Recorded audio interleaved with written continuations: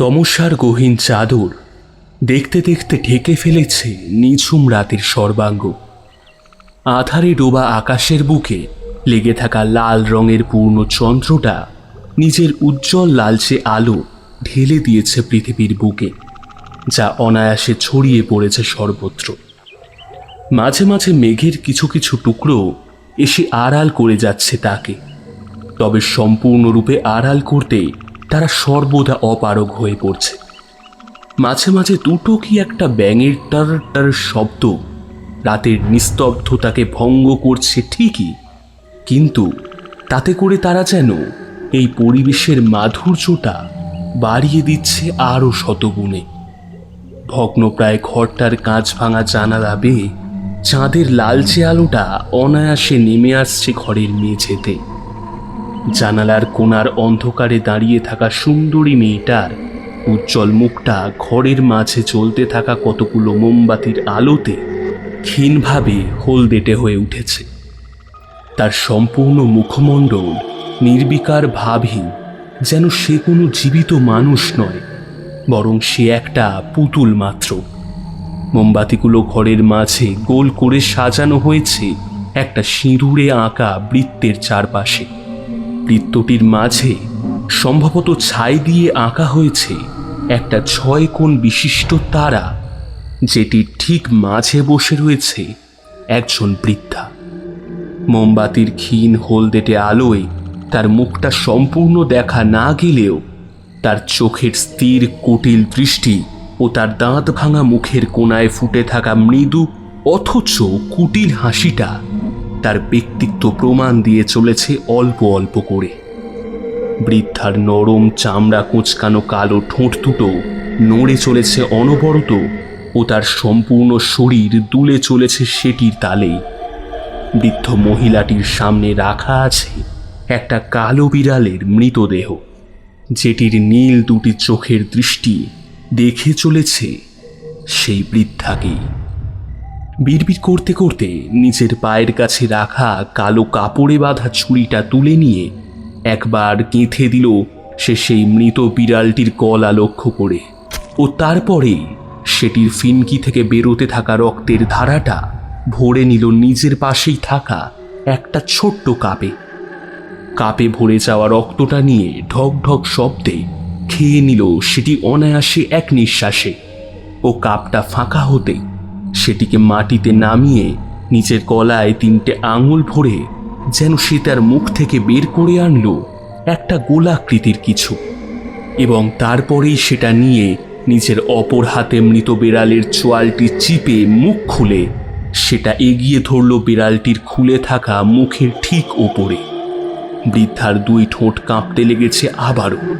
তার কাঁপতে থাকা ঠোঁট যেন আগের তুলনায় এখন অনেক বেশি তীব্র, এবং সেই সাথেই তাল মিলিয়ে দুলে চলেছে তার সমগ্র শরীর।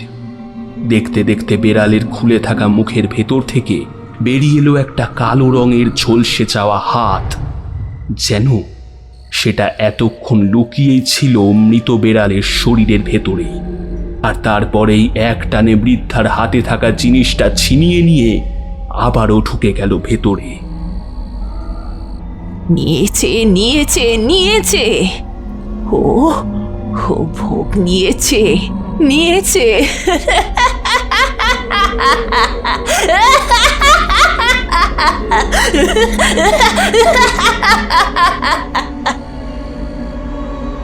আনমনে কথাটা বলেই একটা বিজয় হাসিতে ফেটে পড়ল বৃদ্ধা, ও তারপরেই সেই কাপটি ভেঙে ফেলল সে সশব্দে, যেটির শব্দ ক্ষণিকের জন্য তীব্র হয়ে আবারও নিশ্চুপ হয়ে পড়ে জানান দিল রাতের স্তব্ধতার।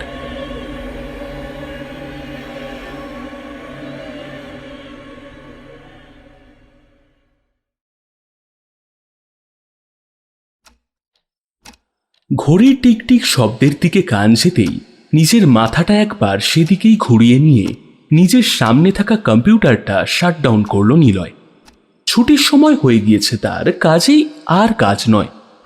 বিকেলের শেষ হয়ে এসে সন্ধ্যার গাঢ় নীলচে রং আস্তে আস্তে ছেয়ে পড়ছে আকাশের বুকে থাকা ক্ষীণ প্রায় গোলাপি রঙের ওপর। 4th ফ্লোরের তার অফিসের জানালার সার্শিবে নেমে আসছে এই দুই বেলার সন্ধিক্ষণের মিশ্র রং। নিজের চেয়ারটা ঈষৎ সরিয়ে নিজের জায়গা থেকে উঠে পড়ল নিলয় ও বেরিয়ে গেল অফিসের বাইরে। রাস্তার অপর প্রান্তে থাকা বাসস্টপটা যেন এখনো অবধি মুখ ছিল, সেটি যেন এখন কথা বলতে শিখে ফেলেছে আপনা থেকেই। স্টপেজের সর্বত্র ঘিরে আছে লোকের ভিড়, যারা দাঁড়িয়ে আছে বাসের অপেক্ষায়। রাস্তার অন্যদিকে বাইক নিয়ে দাঁড়িয়ে থাকা কিছু ছিঁচকে ছেলেদের দল এক দৃষ্টে দেখে চলেছে বাস স্টপে থাকা মেয়েদের দিকে। কেউ কেউ সিটি বাজিয়ে নিজের দিকে তাদের দৃষ্টি আকর্ষণ করছে, তো কেউ আবার চোখ মেরে। এপারে দাঁড়িয়ে থাকা কিছু ভদ্রবাড়ির ছেলে ও লোকেরা তাদের দিকে ঘৃণার দৃষ্টিতে দেখছে ঠিকই, কিন্তু কিছু বলার সাহস না দেখিয়ে মনে মনে যুদ্ধের প্রস্তুতি নিয়ে চলেছে অনবরত। হ্যাঁ, আপনি ঠিকই শুনলেন, যুদ্ধ। সামনে বলতে না পেরে ফেসবুক এবং টুইটারে তাদের সম্বন্ধে কিছু লিখে পোস্ট করে কয়েকটা লাইক পাওয়ার যুদ্ধ। এই যুদ্ধটাও কিন্তু বেশ মজার। অন্যদিকে কিছু লোক মেয়েগুলোর জামা কাপড়কে দোষ দিয়ে চলে, মনে মনে তো কেউ আবার সমস্ত ঘটনার মজা লুটে চলেছে কেবল। নিলয় এদের কারোর মধ্যেই পড়ে না। সে কেন জানি একটু আলাদা ধরনের ছেলে, কারোরই দলে পড়ে না সে কখনোই। কিছু ছেলে হয় যারা সকলের সামনে তো সাদাসিধে, কিন্তু তাদের ভেতরটা রাস্তার ওই পারে দাঁড়িয়ে থাকা ওই ছেলেগুলোর থেকেও নিম্নমানের। নিলয় পড়ে সেই দলে। অফিসের বেশিরভাগ মেয়েই তার বশবর্তী। বিবাহিত হওয়ার সত্ত্বেও তার স্বভাব যেন তার পিছু ছাড়েনি। মা বাবার একমাত্র বাধ্য ছেলে, তাদের মানা না করতে পেরে বিয়ে করে তার স্ত্রীকে তার বাবা মায়ের কাছে রেখে এসেছে শহরে চাকরির জন্য, এবং এখানে থেকেই অনবরত তৈরি করে চলেছে একের পর এক সম্বন্ধ। দেখতে দেখতে নীল রঙের বাসটা এসে থামল নিজের স্টপেজে, আর সেটি থামার সাথেই একটা ভিড় ছুটে এসে নিজের জায়গা করে নিল সেটির মাঝে। বাসের জানালার সিটের কাছে বসে পিছনের দিকে ছুটে চলা দোকান পাসারিগুলো দেখতে দেখতে কখন যে নিলয় স্টপেজে এসে পড়েছিল সেটারই খেয়াল ছিল না। বাস কন্ডাক্টর যখন হাঁক পারল, তখন সম্বিত ফিরে তড়িঘড়ি সে ছুটে গেল দরজার দিকে। বাসের গেট দিয়ে নামতে গিয়েও কিছু একটা নজরে পড়ে যাওয়াতে সেখানেই থেমে গেল নিলয়। বাসটা তখন ফাঁকা হয়ে গেছে অনেকটা। নিজের ডান দিকের সিটের উপর নজর দিতেই সে দেখতে পেল একটা লেডিস পার্স পড়ে আছে সেখানে। সাদা রঙের পার্সটার ওপর করা জারকানের কারুকার্য এবং সেই কারুকার্যের ওপর রিফ্লেক্ট হতে থাকা আলোর ছটা তাকে যেন টেনে ধরল নিজের দিকে। নিলয় শুরু থেকেই মেয়েদের প্রতি দুর্বল, কাজেই একবার দুবার সে এদিকে ওদিকে তাকিয়ে যখন দেখল যে কেউ তাকে দেখছে না, তখন সিটের ওপর থেকে পার্সটা তুলে সে নেমে গেল বাস থেকে। নিচের তীব্র হর্ন দিতে দিতে বাসটা চলে গেল নিলয়ের থেকে দূরে। নিলয় রাস্তার এক কিনারায় দাঁড়িয়ে নিজের হাতে ধরে থাকা পার্সটা দেখে চলেছে মন্ত্রমুগ্ধের মতো। একবার সে মনে মনে বলে উঠল, পার্সটা কি পুলিশকে দিয়ে দেব? পরক্ষণেই আবার নিজের মনেই বলে উঠল, না থাক, যার পার্স এতটা সুন্দর সে নিজে কতটা সুন্দর হবে। আর যদি পার্সে কোনো ঠিকানা থাকে আর সেখানে গিয়ে যদি দেখি তাকে, কোনোভাবে কথা ফিক্স করতে পারলে কাল রবিবারটা বেশ ভালোই কাটবে। নিজের মনে কথাগুলো বলতে বলতে একটা হাসি খেলে গেল নিলয়ের ঠোঁটে। ও তারপরেই নিজের হাতে ধরে থাকা পার্সটা খুলে নিয়ে সে দেখতে লাগলো ঠিকানা বা সেরকম কোনো কিছু পাওয়া যায় কিনা। পার্সের মধ্যে তার নজরে এলো কিছু টাকা, মেকআপের কিছু সরঞ্জাম এবং একটা ভিজিটিং কার্ড। সেখানে ব্যাগ মালিকের নাম লেখা, মাধুরী। কার্ডের ওপর নাম আর ঠিকানা ছাড়া তেমন কিছুই লেখা ছিল না। একবার বিড়বিড় করতে করতে ঠিকানাটা পড়ে নিয়ে বেশ খুশির সাথেই সেটা আবার পার্সে রেখে পার্সটা সাথে করে চলে গেল নিজের ফ্ল্যাটের দিকে। রাত বেড়েছে। শহরের বুকে রাত বাড়লেও টের পাওয়াটা সত্যি অসম্ভব। নিলয় নিজের বেডরুমে বসে পার্সটার কথা এবং কালকের দিনটা মাধুরীর সাথে কাটালে কেমন হবে সেটাই ভাবছিল। এমন সময় তার স্বপ্নের মাঝে ব্যাঘাত ঘটালো তার ফোনের রিং। হ্যাঁ, হ্যালো বাবা, বলো। হ্যাঁ, আমি ভালো আছি, তোমরা কেমন আছো? আচ্ছা, ঠিক আছে, খাওয়া হয়েছে? হ্যাঁ, আমারও। না, এখন আর আসা হবে না, আমি জানাবো যখন আসবো। ওহ, কথা বলবে? আচ্ছা দাও। হ্যাঁ, কি হয়েছে? না, আসবো না, ইচ্ছে নেই ব্যাস। অত প্রশ্নের উত্তর দিতে পারবো না, রাখছি। শেষের দিকে কথাগুলো নিজের স্ত্রীকে বলে নিয়ে ফোনটা কেটে দিল নিলয় গজগজ করতে করতে। রাতটা যে কিভাবে কাটলো সত্যি তার খেয়াল নেই। সকালে উঠে ফ্রেশ হয়ে ভালো জামা কাপড় পরে সে বেরিয়ে পড়ল ভিজিটিং কার্ডে দেওয়া ঠিকানার উদ্দেশ্যে। অটো এসে থামলো একটা পুরনো জীর্ণ শীর্ণ বাড়ির সামনে। জায়গা জায়গা থেকে পলেস্তারা খসে পড়েছে বাড়িটার। দেওয়ালে ফাটল ধরে সেই ফাটলে গজিয়ে উঠেছে ছোট ছোট বট ও অশ্বত্থের চারা। বাড়িটার চারিদিক ভরে আছে ছোট ছোট আগাছায়। অটো থেকে নেমে বাড়িটার সামনে দাঁড়াতে যেন মনের সমস্ত আশা এক নিমেষেই মুছে গেল নিলয়ের। মাধুরী নামটা পড়ে ও পার্সের অবস্থা থেকে সে যা ভেবেছিল, বাস্তবটা যেন তার থেকে সম্পূর্ণ আলাদা এমনটাই মনে হতে লাগলো তার। কিছুক্ষণ বাড়িটার বাইরে দাঁড়িয়ে যাবে কি যাবে না ভেবে ভেবে অবশেষে অটো চালককে থামতে বলে এগিয়ে গেল বাড়িটার দিকে। বাড়িটার দরজার সামনে দাঁড়াতেই কেমন যেন একটা অনুভূতি ছুঁয়ে গেল তাকে। কাঠের দরজার উপর বার কতক টোকা দিল নিলয়। কিছুক্ষণ পরেই দরজার ওপার থেকে ভেসে এলো দরজার লক খোলার মৃদু শব্দ, ও তারপর ক্যাঁচ ক্যাঁচ শব্দ খুলে গেল কাঠের পুরনো দরজাটা। একজন বছর 70 কি 75-এর বৃদ্ধা এসে দাঁড়িয়েছে নিলয়ের সামনে। উচ্চতা বেশি নয়, তার বয়সের ভারে তিনি নুয়ে পড়েছেন। পরনে কালো কাপড়, শরীরের সমস্ত চামড়া যেন আলগা হতে লেগেছে তার শরীর থেকে ধীরে ধীরে। কুঁচকে গিয়েছে তার সমস্ত চামড়া। ছোট বড় ঘোলাটে দুটো চোখ তীক্ষ্ণ দৃষ্টি সঙ্গে নিয়ে একবার মাথা থেকে পা অবধি জরিপ করে নিল নিলয়কে। প্রথমটায় যেন নিলয়ের মন বসে গেল তার বুকের একটা কোণায়, এই ভেবে যে ইনি হয়তো মাধুরী। কিন্তু তাও নিজের মনের মধ্যে একটু জোর নিয়ে এসে নিলয় বলে উঠল, মাধুরী কি? ও, বৃদ্ধা বেশি কথা বলেন না, খালি হুঁ শব্দটা বলে নিয়ে দরজাটা খুলে দিয়ে ভেতরে আসার ইশারা করল সে নিলয়কে। নিলয় বাধ্য ছেলের মতো ভেতরে গিয়ে বসল সোফার ওপর। বৃদ্ধার নজর এখনো পড়ে আছে নিলয়ের ওপরেই। নিলয় সেটা লক্ষ্য করে একটু অসহজভাবে বলে উঠল, আসলে এই পার্সটা। কে এসেছে দিদা? নিলয় কথাটা বলে উঠতেই তার পিছন থেকে ভেসে এলো একটা মেয়েলি কণ্ঠস্বর। পেছন দিকে ফিরে তাকালো নিলয়। একটা শ্যামবর্ণা মেয়ে এসে দাঁড়িয়েছে তার পেছনে। শ্যামবর্ণ যে এতটা সুন্দর হতে পারে সেটা এর আগে নিলয় কখনো জানেনি। মেয়েটার কোকড়ানো চুলগুলো নেমে এসেছে তার কোমর পর্যন্ত। কাজল কালো চোখ একইভাবে জিজ্ঞাসা মাখিয়ে দেখে চলেছে নিলয়ের দিকে। এই পার্সটা ওই মাধুরী। ও, থ্যাঙ্কস আ লট। আমি মাধুরী, কাল থেকে খুঁজছি। পার্সটাই তেমন কিছুই নেই, কিন্তু ওই পার্সটা আমাকে আমার একটা ফ্রেন্ড গিফট করেছিল, তাই ওটা অনেকটা দামি আমার কাছে। ওই দেখুন, বসুন না আপনি, আমি আপনার জন্য কফি করে আনছি। না না, লাগবে না। একটা থ্যাঙ্কস তো বলতে দিন অন্তত। আপনি বসুন, আমি আসছি এক্ষুনি।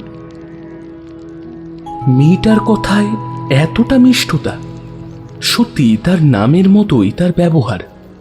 নিজের পিছনে থাকা সোফায় বসে পড়ল নিলয়। তার সামনে থাকা সেই বৃদ্ধা মহিলাটি তাকে আবারও একবার জরিপ করতে করতে নিজের কাঁপা কাঁপা শরীরে এগিয়ে গেল একটা ঘরের দিকে। ও দরাম শব্দে নিজের ঘরের দরজাটা সে বন্ধ করে নিল ঘরে ঢুকে। বৃদ্ধা মহিলাটির ব্যবহার শুরু থেকেই কেমন যেন ঠেকছে নিলয়ের। তা আপনি একাই থাকেন?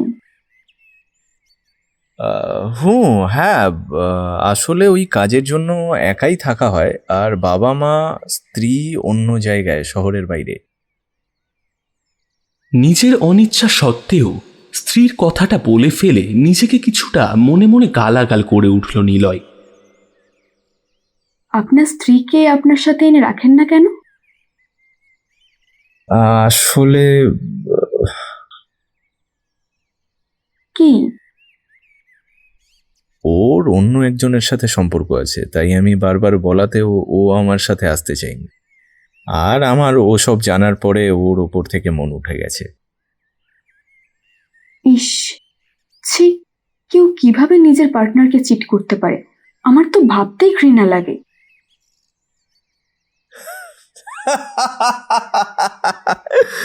বাদ দিন, আমিও ওর থেকে সরে আসতে চাই। এবার আমি অন্য কারোর সাথে বাধা পড়তে চাই। শেষের কথাটা নিলয় মাধুরীর চোখের দিকে তাকিয়েই বলল। মাধুরী কিছুটা অস্বস্তিতে পড়ে গিয়ে নিজের মুখ ফিরিয়ে নিল নিলয়ের দিক থেকে। আপনার কফি শেষ? ওহ, কাপটা আমাকে দিন, আমি রেখে দিচ্ছি।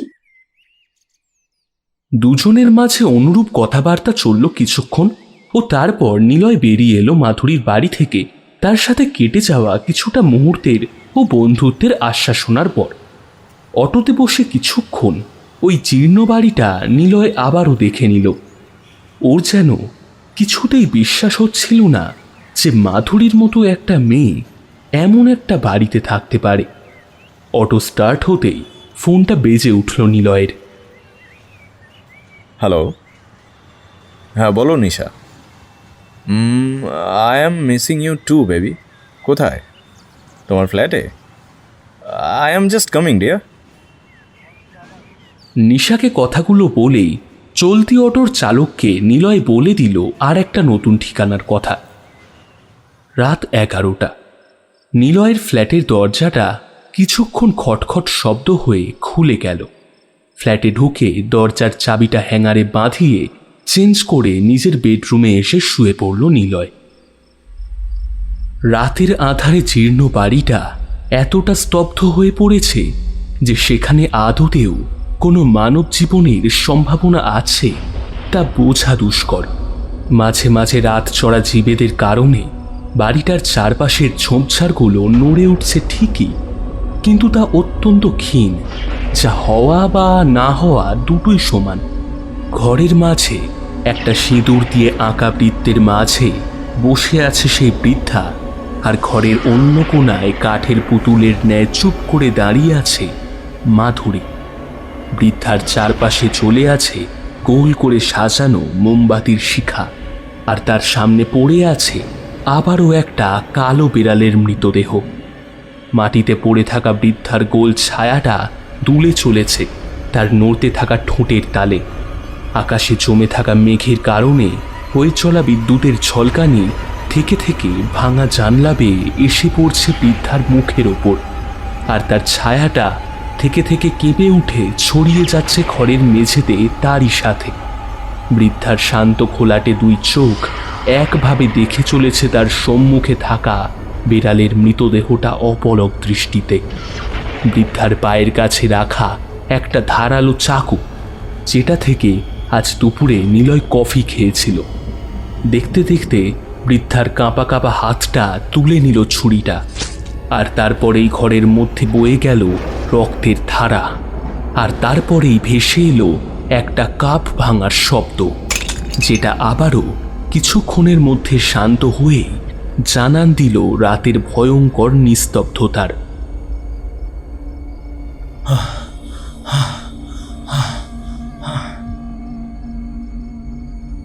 হাঁপাতে হাঁপাতে নিজের বিছানায় উঠে বসল নিলয়। ঘরের মাঝে চলতে থাকা এসিটা নিজের সর্বনিম্ন তাপমাত্রায় এসে দাঁড়িয়েছে, কিন্তু তা সত্ত্বেও ঘামের একটা আস্তরণে তার সারা সর্বাঙ্গ ভিজে গেছে। গলা শুকিয়ে আটকে ধরেছে আপোষের মধ্যে। আর একটা অদ্ভুত শিহরণ খেলে বেড়াচ্ছে তার সর্বশরীরে। একটা আলাদা শিহরণ চলে চলল তার চামড়ার ঠিক নিচ দিয়ে, যেন একটা সাপ খেলা করে বেড়াচ্ছে তার চামড়ার তলায়, ঘুরে ফিরে বেড়াচ্ছে, আর সেটা তার শিরায় শিরায় শিহরণ জাগিয়ে তুলছে।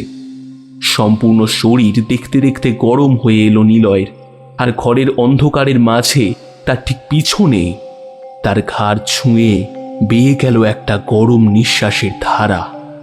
ঘামের একটা কণা ঘাড় থেকে নামতে নামতে হারিয়ে গেল পিঠের মাঝে। একটা শুকনো ঢোক গিলে নিলয় অন্ধকার ঘরের মাঝে আস্তে আস্তে ফিরে তাকালো পিছনের দিকে। না, মনের ভুল। কোথাও কিছু না দেখে একটা স্বস্তির নিঃশ্বাস ফেলল নিলয়। রাত কটা বাজে সেটার কোনো খবর নেই। বেডের পাশে থাকা ছোট্ট টেবিলের ড্রয়ারটা খুলে ড্রয়ারে হাত ভরল নিলয় নিজের ফোনটা বের করার জন্য, আর তার সাথেই একটা মিশমিশে কালো পুড়ে যাওয়া দগ্ধ হাত ড্রয়ার থেকে বেরিয়ে চেপে ধরল নিলয়ের হাতটা ও তীব্র শক্তিতে নিজের দিকে টানতে শুরু করলো এবং তাকে টেনে নিয়ে যেতে চাইল সেই গহন অন্ধকারের দিকে। একটা ভয়ের প্রবল শিহরণ খেলে গেল তার সর্বাঙ্গে। একটা বিকট আর্তনাদ তার বুক ছিঁড়ে বেরিয়ে এসে আটকে গেল তার গলায়, যেন শত প্রচেষ্টা সত্ত্বেও সেটা বেরিয়ে আসতে পারল না তার গলা থেকে।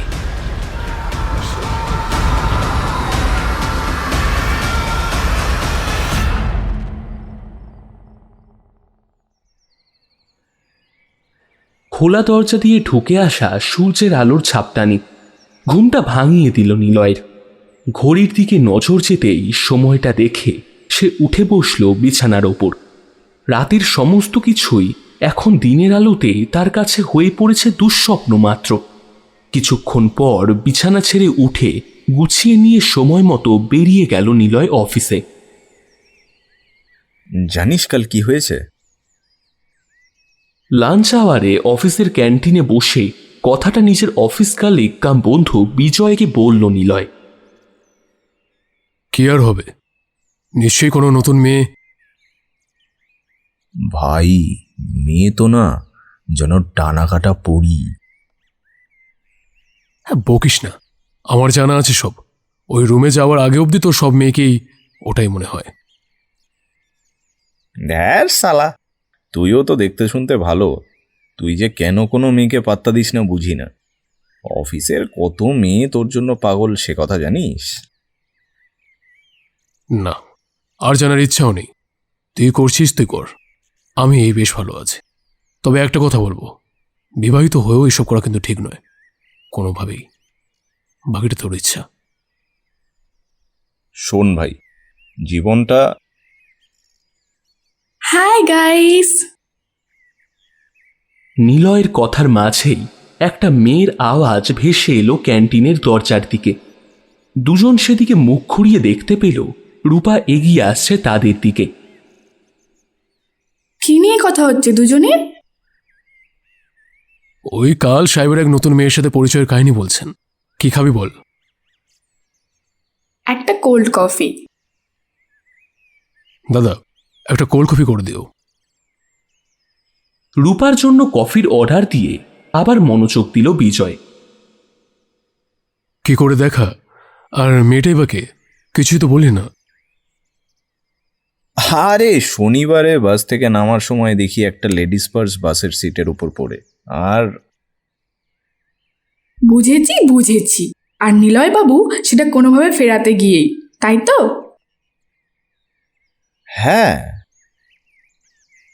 তিনজনের কথাবার্তার মাঝে ক্যান্টিনের একটা ছেলে এসে তাদের অর্ডার দিয়ে গেল তাদের টেবিলে।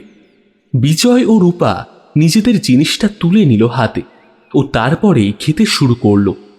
টেবিলের অপর দিকে বসে থাকা নিলয় নিজের চোখটা ওদের দিক থেকে সরিয়ে নিয়ে নিজের হাতটা বাড়িয়ে দিল তার অর্ডারের দিকে, আর সেটা তুলতেই কাল রাতের শিহরণটা তা আবারও খেলে গেল নিলয়ের সমগ্র শরীরে। তার কফির কাপে কফির জায়গায় ভরে রয়েছে টাটকা রক্ত, যেটার ওপর ফুটে থাকা ছোট্ট বুদবুদের ওপর ফুটে ওঠা নিলয়ের ছোট্ট প্রতিবিম্বটা বুদবুদ ফাটার সাথে সাথেই উধাও হয়ে গেল অনায়াসে। কাপের মধ্যে আইস কিউবের বদলে ভেসে আছে দুটো চোখ, যে দুটোর কালো মণি দেখে চলেছে নিলয়ের দিকে। আবারও একটা ঠান্ডা স্রোত বয়ে গেল নিলয়ের ঘাড় বেয়ে সমগ্র পিঠে, ও সেটার সাথেই নিলয় নিজের হাতে ধরে থাকা কাপটা ছুঁড়ে মেঝেতে ফেলে দিল একটা প্রবল চিৎকারের সাথে। কাপটা মেঝেতে পড়ার সাথে সাথেই ভেঙে চারিদিকে ছড়িয়ে গেল সেটা। নিলয়, নিলয়, এই নিলয়, কি হয়েছে তোর? নিলয়। বিজয়ের হাতটা এসে পড়েছে নিলয়ের কাঁধের ওপর, যেটা অনবরত ঝাঁকিয়ে চলেছে নিলয়কে। হ্যাঁ, কি কি কি কি? আরে কি হয়েছে তোর? কাপটা অমন করে ছুঁড়ে ফেলে দিলি কেন? রক্ত, রক্ত দেখলি না তুই? আরে কোথায়? কোন রক্ত? বিজয়ের কথার সাথে নিলয় হতভম্বের মতো তাকালো মেঝের দিকে। সেখানে চারিদিকে ছড়িয়ে আছে কাপের টুকরো, আর তার সাথেই কফি আর গলতে থাকা দুটো আইস কিউব। ক্যান্টিনের মধ্যে উপস্থিত সকলে দেখে চলেছে নিলয়কে। নিজের দুই হাতে নিজের মাথার চুল টেনে ধরল নিলয়। কি কি? কিন্তু কিন্তু আমি যে এই মা... কথাটা বলতে বলতে মাথা তুলে তাকালো সামনে বিজয়ের দিকে। নিলয়ের মুখের কথা তার মুখেই রয়ে গেল। তার সামনে বিজয় নেই, না বিজয়, না রূপা, এমনকি পুরো ক্যান্টিনে কেউ নেই। সমস্ত ক্যান্টিন সম্পূর্ণ ফাঁকা। কানে আসছে কেবল ক্যান্টিনের মাঝে থাকা ঘড়ির টিকটিক শব্দটা। ভীত হয়ে নিজের জায়গা ছেড়ে উঠে পড়ল নিলয়। এগিয়ে গেল অফিস রুমের দিকে। যত সে এগিয়ে যাচ্ছে ততই তার কানে ভেসে আসছে একটা মেয়েলি কণ্ঠের কান্নার আওয়াজ, যেটা ক্ষীণ থেকে তীব্র হয়ে চলেছে। আওয়াজটা অনুসরণ করে এগোতে থাকলো নিলয় সেই আওয়াজের দিকে। দৌড়াতে দৌড়াতে তার পা এসে থামলো তারই কেবিনের বাইরে। কান্নার আওয়াজটা ভেসে আসছে তার কেবিনের মধ্যে থেকে। একটা শুকনো ঢোক গিলে কাঁপা কাঁপা হাতে নিজের কেবিনে লাগোয়া কাঁচের দরজাটা হঠাৎ করে খুলে গেল নিলয়ের ভেতর দিকে। কেবিনের ভেতরে একটা কোণায় দেওয়ালের দিকে মুখ করে নিজের মুখটা দুই হাঁটুর ভেতর গুঁজে বসে আছে একটা মেয়ে, যার কান্নার স্বর দরজা খোলার সাথে সাথে থেমে গেল। এখন খালি ভেসে আসছে ফোঁপানির শব্দ। কে তুমি? আর এমনভাবেই বা কাঁদছো কেন? নিলয়ের প্রশ্নের জবাবে কোনো কথা না বলে উঠে দাঁড়ালো মেয়েটা নিজের স্থান ছেড়ে। মেয়েটার মুখটা এখনো ঘুরে আছে দেওয়ালের দিকে। কে কে কে তুমি? এখানে এমনভাবে কাঁদছোই বা কেন?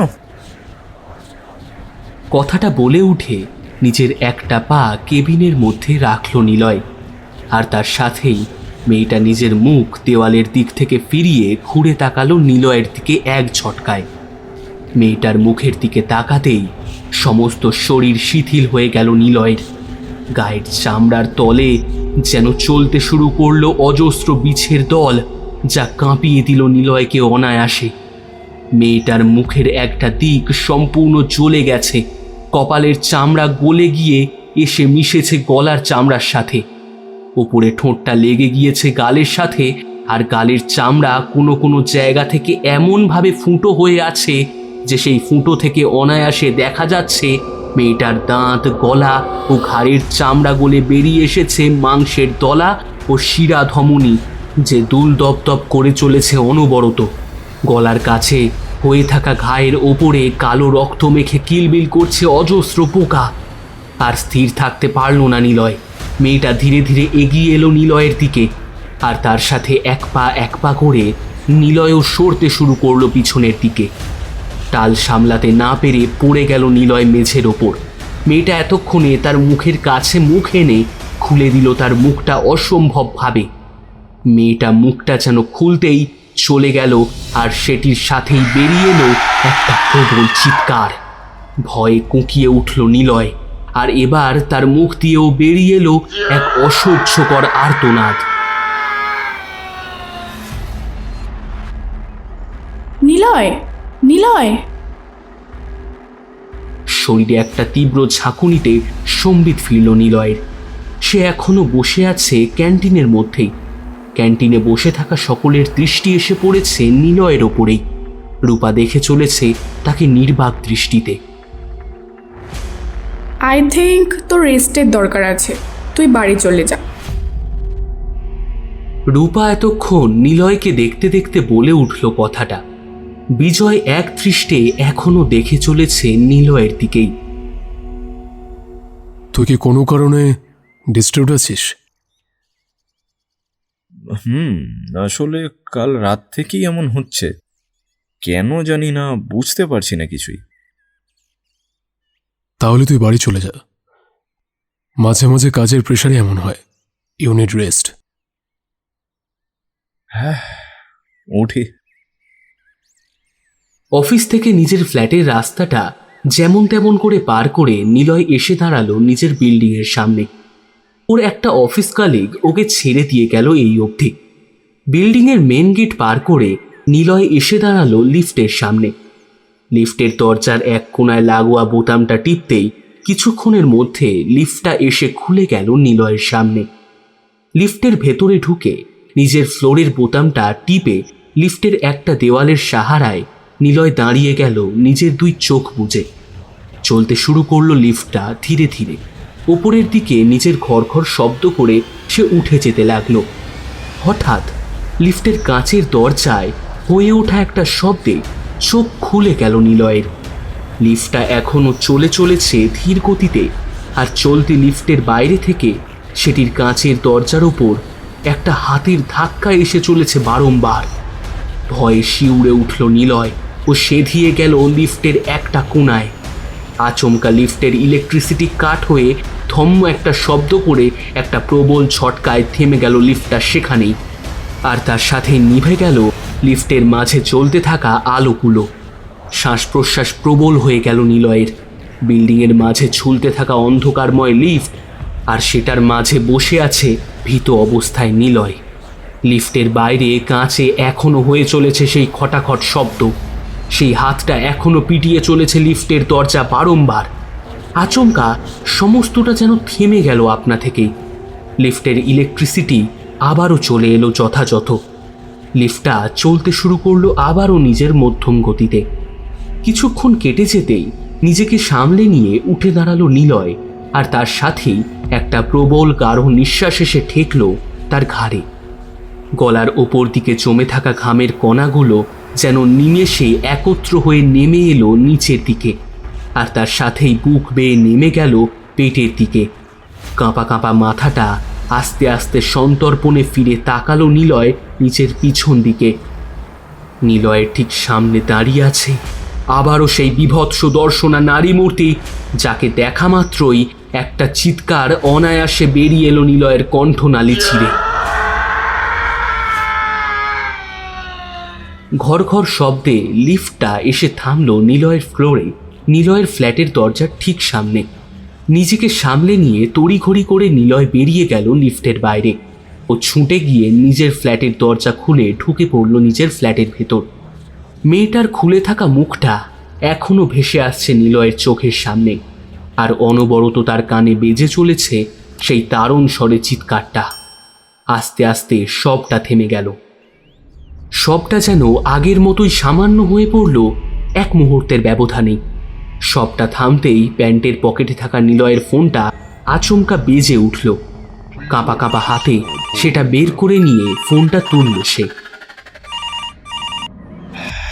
হ্যাঁ, হ্যালো হ্যালো। কি হয়েছে নিলয়? সব ঠিক আছে তো? তোর আওয়াজ এমন শোনাচ্ছে কেন? শরীরে ঠিক আছে তো? বাবা, বাবা ফোনটা একটু ওকে দেবে, খুব দরকার আছে, প্লিজ। কাঁপতে থাকা স্বরে কথাটা বাবাকে বলে উঠল নিলয়। ফোনের অপর প্রান্তে থাকা ব্যক্তিটি তার কথার অর্থ বুঝতে পেরে এগিয়ে দিল তার বৌমা অর্থাৎ নিলয়ের স্ত্রীর দিকে। হ্যালো। হ্যাঁ, হ্যালো মালিনী, মালিনী শুনতে পাচ্ছ? মালিনী, আমি তোমার সাথে অনেক অন্যায় করেছি, কেউ না জানলেও আমি তা জানি। পারলে আমাকে ক্ষমা করে দিও মালিনী, প্লিজ প্লিজ আমাকে ক্ষমা করে দিও, প্লিজ। মালিনীকে কথাটা বলে কাঁদতে কাঁদতে দরজার কোণায় বসে পড়ল নিলয়, ফোনটা ডিসকানেক্ট করে দিয়ে। দেখতে দেখতে বিকেল থেকে সন্ধ্যা, আর সন্ধ্যা থেকে রাতের আধার নেমে এলো। নিলয়ের মনে চলতে থাকলো খালি একটাই কথা, যা করেই হোক আজ রাতটা কাটিয়ে সে কালকেই এই ফ্ল্যাট ছেড়ে দেবে, চলে যাবে দূরে কোথাও। ব্যাস, আজকের রাতটাই শুধু, এটা একবার কেটে যাক কোনোভাবে, আর ভাববে না সে। রাতে কিছু না খেয়েই নিলয় শুয়ে পড়ল। খিদে তো আছে, তবে ইচ্ছেটা সেটা যেন আর নেই। সেটাকেও কেউ যেন গলা টিপে মেরে দিয়ে গেছে। ঘুম কখন এসেছে তার খেয়াল নেই। ঘরের মাঝে শোঁ শব্দে চলতে থাকা এসিটা তমসার শীতলতায় নিচের হাওয়া মিশিয়ে সম্পূর্ণ ঘরটাকে বরফের ন্যায় ঠান্ডা করে তুলল। ঘুমে আচ্ছন্ন নিলয়ের অবচেতন শরীরের হাতটা আপনা থেকেই উঠে গিয়ে চাদরটা টেনে নিল নিজের গায়ে। ঘুমের ঘোরেও তার কানে ভেসে এলো একটা শব্দ। তার ঘরের দরজাটা খুলে গেল নিজে থেকেই। একটা পায়ের শব্দ ধীরে ধীরে এগিয়ে আসছে তার দিকে। ঘুমটা ভেঙে গেল নিলয়ের। পায়ের শব্দটা তার কাছে আস্তে আস্তে তার বিছানার ঠিক পাশে এসে থেমে গেছে, যেন সেই পায়ের উৎস একভাবে দেখে চলেছে নিলয়কে। একটা অজানা ভয় আবারও ভর করে গেল নিলয়ের মনের মাঝে। ভয়ে ভয়ে নিজের বুজে থাকা চোখ দুটো খুলে তাকালো নিলয়ের সামনের দিকে। কোথাও তো কেউ নেই, সমস্তটা সম্পূর্ণ ফাঁকা। এই অন্ধকার তমসা আচ্ছাদিত ঘরের মাঝে সে শুয়ে আছে একা। একটা স্বস্তির দীর্ঘশ্বাস অনায়াসে বেরিয়ে এলো নিলয়ের মুখ থেকে, আর তারপরেই গায়ের চাদরটা সম্পূর্ণ মাথা অবধি টেনে নিয়ে পাশ ফিরে শুয়ে পড়ল নিলয়। চোখটা প্রায় লেগেই এসেছিল তার আবারও। এমন সময় একটু আগেই তার বিছানার পাশে কারোর দাঁড়িয়ে থাকার অনুভূতিটা আবারও হতে শুরু করল। কেউ যেন এসে শুয়ে আছে তার ঠিক পাশেই। নিঃশব্দে নিচের মাথা থেকে চাদরটা সরিয়ে নিয়ে নিলয় তাকালো নিজের পাশে। চাদরটা উঠে এসেছে অনেকটা, ঠিক যেন কেউ শুয়ে আছে সেখানে। চাদরটা আবারও মুড়ে নিয়ে এবার সে ফোনের ফ্ল্যাশটা জ্বালিয়ে নিয়ে তাকালো সেই চাদরের ভেতর দিয়ে। নিলয়ের ঠিক পাশে ইঞ্চি 4 কি 5-এর ব্যবধানে শুয়ে আছে একটা নারী মূর্তি, যার উন্মুক্ত কেশরাশি ঢেকে রেখেছে তার মুখের একদিক, আর অপর দিকটা অসম্ভব বিভৎস, ঠিক যেমনটা নিলয় দেখেছিল অফিসে। ভয়ে চিৎকার করে এক লাফে নিলয় নেমে এলো বিছানার নিচে, আর কিছুক্ষণ ভয়ে কুঁকড়ে পড়ে থাকলো মেঝের ওপরেই। ওর সমস্ত শরীরটা ঘেমে চলেছে দরদর করে। এইভাবে যে ঠিক কতক্ষণ কেটেছে সত্যিই তার খেয়াল নেই। কিছুই হচ্ছে না দেখে ধীরে ধীরে মাথাটা তুলে একবার বিছানাটা দেখে নিল নিলয়। না, কোথাও কেউ নেই তো। পরের দিন সকালে নিলয়কে অফিসে না পেয়ে বিজয় আর রূপা একটু চিন্তায় পড়ে গেল। একে আগের দিন নিলয়ের ওই অবস্থা, তার উপরে ফোন করেও তাকে ফোনে পাওয়া যায়নি। অন্যদিকে আবার অফিসের সমস্ত কাজ পেন্ডিং হয়ে পড়ে আছে। দুপুরে লাঞ্চের সময় কথায় কথায় রূপা বিজয়কে বলে উঠল, যাই হোক, কাজটা তো নিলয় ঠিক করেনি না।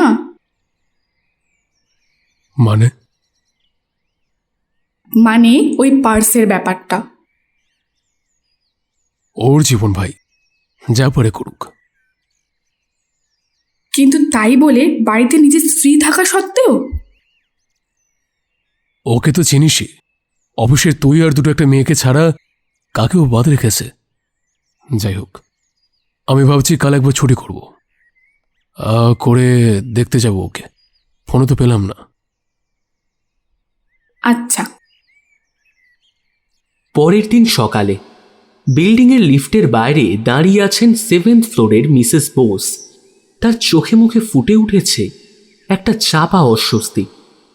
লিফটটা তার ফ্ল্যাটের সামনে এসে দাঁড়িয়ে গেছে, কিন্তু কিছুতেই তার দরজাটা খোলা যাচ্ছে না, আর সেটার ভেতর থেকে অনবরত ভেসে আসছে দরাম দরাম শব্দ। যেন কেউ চড়ে চড়ে নেড়ে চলেছে লিফটের ভেতরের দেওয়ালে। দেখতে দেখতে একে একে অনেক কজন এসে জড়ো হয়ে গেল দরজার সামনে। মেকানিক এসে অনেক চেষ্টা করেও কিছুতেই খুলতে পারল না লিফটের দরজা। সকলের কানে খালি ভেসে আসছে লিফটের ভেতর থেকে ভেসে আসা দড়াম দড়াম শব্দটা। হঠাৎ একটা শব্দ করে লিফটের দরজাটা খুলে গেল, আর সেটা খুলে যাওয়ার সাথে সাথেই সকলের চোখ বড় বড় হয়ে উঠল বিস্ময়ের সাথে। লিফটের বাঁদিকের দেওয়ালের দিকে মুখ করে দাঁড়িয়ে নিলয় যে অনবরত নিজের মাথাটা ঠুকে চলেছে লিফটের লোহার দেওয়ালের সাথে। চারিদিকে রক্ত ছড়িয়ে আছে, রক্তের ছিটে গিয়ে লেগে পড়েছে লিফটের আয়নায়। দেওয়ালের গা বেয়ে নেমে আসছে রক্তের ধারা, ছড়িয়ে পড়ছে লিফটের মেঝের ওপরে। বিজয় নিজের বাইকটা পার্ক করে এগিয়ে এলো লিফটের দিকে। বুঝল লিফটটা কোনো কারণে অচল। অগত্যা কোনো উপায় না দেখে নিজের বাইকের চাবিটা পকেটে রেখে উঠতে শুরু করলো সে সিঁড়ি বেয়ে। এক একটা ফ্লোর পার করতে যেন উপরের দিক থেকে ভেসে আসা কোলাহলটা আরও স্পষ্ট হয়ে উঠছে ক্ষণে ক্ষণে। দেখতে দেখতে বিজয় এসে দাঁড়ালো 7th ফ্লোরের লিফটের সামনে, যেখানে অনেকে একত্রে ভিড় করে রয়েছে এতক্ষণে। ভিড় ঠেলে কি হয়েছে দেখার জন্য বিজয় এগিয়ে গেল সামনের দিকে। আর তার সাথে সাথে যেন বিজয়ের পায়ের তলা থেকে মাটি সরে গেল নিমেষে। নিলয়ের ভাবহীন মুখটা এক দৃষ্টে দেখে চলেছে লিফটের দেওয়ালের দিকে অপলক ভাবে, আর তার সাথেই সে ঠুকে চলেছে নিজের মাথাটা লিফটের দেওয়ালে। সকলের উদ্দেশ্যে চিৎকার করে উঠল বিজয়, আরে আপনারা করছেন কি এখানে? কেউ একটা অ্যাম্বুলেন্সকে ডাকুন, আর কেউ আমাকে একটা কাপড় দিন। বলতে বলতে বিজয় এগিয়ে গেল লিফটের ভেতরে।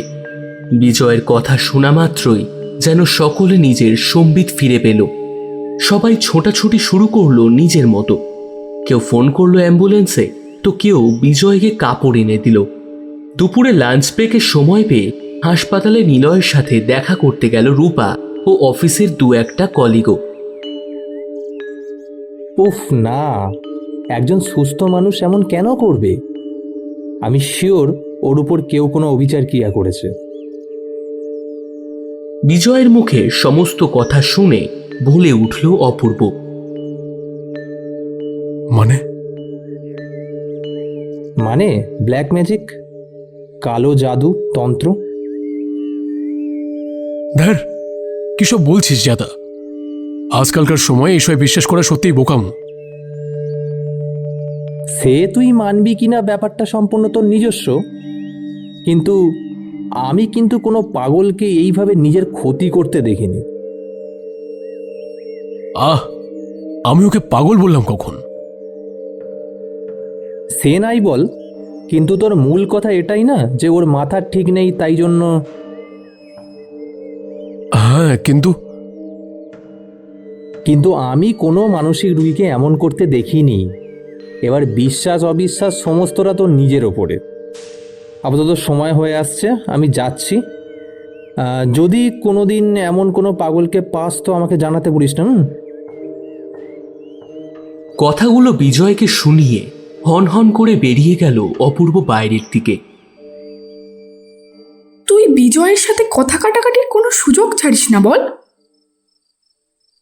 আমার কি ভাই, ও নিজেই আমার কথা কাটতে লেগে গেছিল। নিজেকে ওভার স্মার্ট ভাবে সবসময়। সন্ধ্যার মুখে অফিস থেকে বেরিয়ে রূপা আর অপূর্ব এসে বসেছিল অফিসের পাশের ক্যাফেতে, আর তাতেই অপূর্বকে কথাটা বলে উঠল রূপা। কিছুক্ষণ চুপ করে গেল সে, তারপরে নিজের কফির খালি কাপটা নিয়ে নাড়াচাড়া করতে করতে বলে উঠল, আচ্ছা অপূর্ব, কালো জাদু বলে সত্যিই কি কিছু হয়? হ্যাঁ হয়, আমি দেখেছি। নয়তো এমন হঠাৎ করে একজন কিভাবে উন্মাদ হয়ে পড়বে? যদি এমনও হয়, নিলয়ের ওপরে এমন কেউ কেন করবে? উফ, অনেক কারণ থাকে।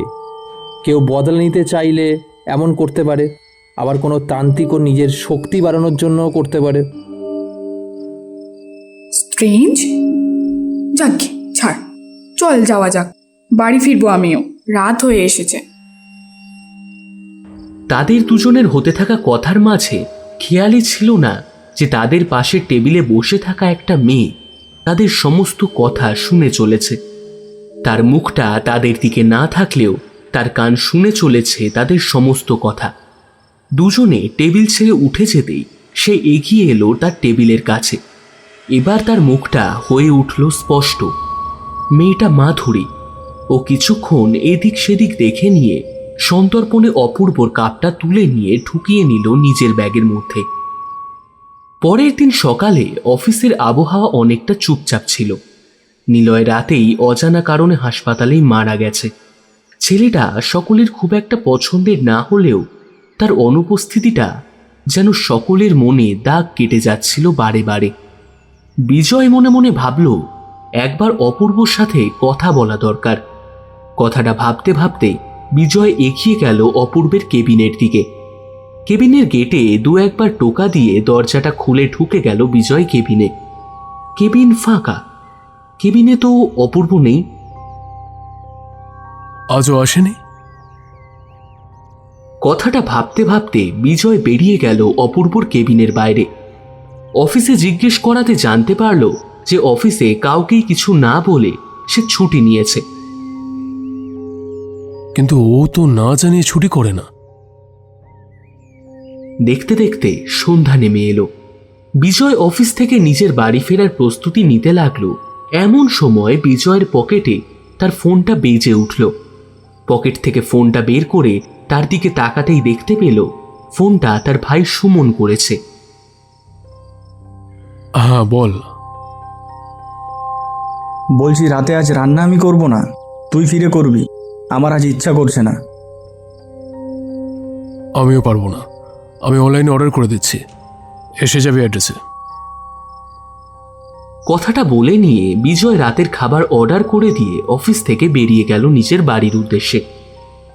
বিজয়ের ভাই সুমন মেডিকেলের ছাত্র। দুজনে গ্রামের বাইরে শহরেই থাকে, আর তাদের বাবা মা গ্রামের বাড়িতে। বাইকটা চলে চলেছে নিজের গতিতে। বিজয়ের আচমকা একটা ভাবনা মনে আসতেই নিজের বাইকের মোড় ঘুরিয়ে দিল সে। নিজের বাড়ির দিক থেকে সরে এসে এবার তার বাইক চলতে শুরু করলো অপূর্বর বাড়ির দিকে। বিজয় জানে না সেটা কেন করলো, কিন্তু এবার তার বাইকটা গিয়ে থামলো সোজা অপূর্বর বাড়ির সামনে। বিল্ডিংয়ের সামনে বাইকটা পার্ক করে সিঁড়ি বেয়ে উঠে গেল বিজয় অপূর্বের ফ্ল্যাটের দিকে। ফ্ল্যাটের সামনে দাঁড়িয়ে দরজার পাশে থাকা কলিং বেলটা বেশ কয়েকবার অনবরত টিপে দিল বিজয়। অনেকক্ষণ কেটে যাওয়া সত্ত্বেও কোনো উত্তর না পেয়ে জোরে জোরে বেশ কয়েকবার ডাক দিল বিজয় দরজার বাইরে থেকেই। অপূর্ব, অপূর্ব। জবাব আসতে না আসতে দরজায় ধাক্কা দিল বিজয়, আর তার সাথেই আধ খোলা হয়ে দরজাটা চড়মড় শব্দ করে খুলে গেল। ফ্ল্যাটের ভেতরটা সম্পূর্ণ অন্ধকার। ব্যালকনিতে ঝুলতে থাকা পর্দা চাঁদের আলোর পথে অবরোধ সৃষ্টি করেছে অনায়াসে। ভেতরে ঢুকতেই কিছু একটা ভাঙার শব্দ ভেসে এলো বিজয়ের কানে, ঠিক যেন কাঁচ ভাঙার শব্দ। পায়ে পায়ে এগিয়ে গেল বিজয় সেই শব্দটাকে অনুসরণ করে ভেতরের দিকে। বিজয়ের প্রত্যেকটা পদক্ষেপের সাথেই তার কানে ভেসে আসতে লাগলো কড়মড় করে কাঁচ ভাঙার শব্দ। ড্রয়িং রুমে এসে চারিদিকে নজর একবার বুলিয়ে নিতেই একটা জায়গায় এসে তার চোখটা থেমে গেল ড্রয়িং রুমের একদিকে রাখা ছোট্ট টেবিলটার ওপরে, যেখানে বসে আছে অপূর্ব বিজয়ের দিকে পিঠ করে। অপূর্ব, অপূর্ব, অপূর্ব। ডাক দিতে দিতে ধীর পায়ে এগিয়ে এলো বিজয় অপূর্বের দিকে। ধীরে ধীরে হেঁট হয়ে অপূর্বের ঠিক পিছনে এসে দাঁড়িয়ে নিজের একটা হাত তুলে দিল অপূর্বের কাঁধের ওপরে। অপূর্ব নিজের আনমনে কিছু চিবিয়ে চলেছে কর্মর শব্দে। শব্দটা কাঁচ ভাঙার। নিজের পকেট থেকে ফোনটা বের করে সেটার ফ্ল্যাশ জ্বালিয়ে নিয়ে আলোটা ফেলল বিজয় অপূর্বের ঠিক মুখের ওপরে। অপূর্বের মুখমণ্ডল সম্পূর্ণভাবে ভাবহীন। তার কষ বেয়ে গড়িয়ে পড়ছে রক্তের ধারা। কাঁচের ধারে জায়গায় জায়গায় থেকে কেটে গেছে তার গাল। অপূর্বের দুই চোখ স্থির, তাতে ব্যথার বিন্দুমাত্র ছাপ নেই। কাঁচের ছোট বড় টুকরো তার গালে, জিভে, মাড়িতে, ঠোঁটে গেঁথে আছে একের পর এক। আর তা সত্ত্বেও সে বারংবার চিবিয়ে চলেছে তার হাতে ধরে থাকা কাঁচের টুকরোটা। অপূর্বের শার্টের সামনের দিকটা তার মুখ থেকে অনর্গল বেরিয়ে আসা রক্তের ধারার কারণে ভিজে উঠেছে চাপ চাপ রক্তে, আর সেটির রং লাল বর্ণ ধারণ করেছে অনায়াসে। বিজয় বুঝে উঠতে পারছিল না সে কি করবে। কিছুক্ষণ নিজের দুই হাত অপূর্বের দুই কাঁধ ধরে ঝাঁকিয়ে দিল তার সম্বিত ফিরিয়ে আনার তাগিদে, কিন্তু তা কাজ করল না কিছুতেই। ঘরের চারিদিকে একবার নিজের নজর বুলিয়ে নিতে বিজয়ের নজরে এলো একটা ল্যান্ডলাইন ফোন। ছুটে গেল সে সেটার কাছে, আর ফোনটা তুলে নিয়ে অ্যাপার্টমেন্টের কেয়ারটেকারের কাছে সাহায্য চেয়ে ফিরে তাকালো অপূর্বের দিকে। অপূর্বের ঠিক পিছনে বিজয়ের দিকে মুখ করে দাঁড়িয়ে আছে একটা নারী মূর্তি, যার অর্ধেক মুখমণ্ডল ঢাকা আছে চুলে, আর বাকি অর্ধেক মুখ তার সম্পূর্ণ দগ্ধ। কোনো কারণে পুড়ে গেছে সেটা বীভৎসভাবে। মেয়েটির সমগ্র মুখের চামড়া যেন গলে গিয়ে একত্র হয়ে পড়েছে, তার উপরের ঠোঁট গলে গিয়ে লেগে গেছে তার গালের সাথে। ঘাড়ের চামড়া পুড়ে গিয়ে সেটির পচা গলা মাংসপিণ্ড ও শিরা উপশিরা অনায়াসে হয়ে উঠেছে দৃশ্যমান। মেয়েটির চোখহীন খালি কোটরটা একভাবে দেখে চলেছে আমার দিকেই, আর তার সাথেই তার সমগ্র মুখে ফুটে উঠেছে রাগের একটা আবরণ। বিজয়ের চোখের সামনে এবার দেখতে দেখতে অসম্ভবভাবে খুলে গেল মেয়েটার মুখটা, আর তার সাথেই তার গলা কেঁপে উঠে তার মুখ থেকে বেরিয়ে এলো একটা বিকট চিৎকার।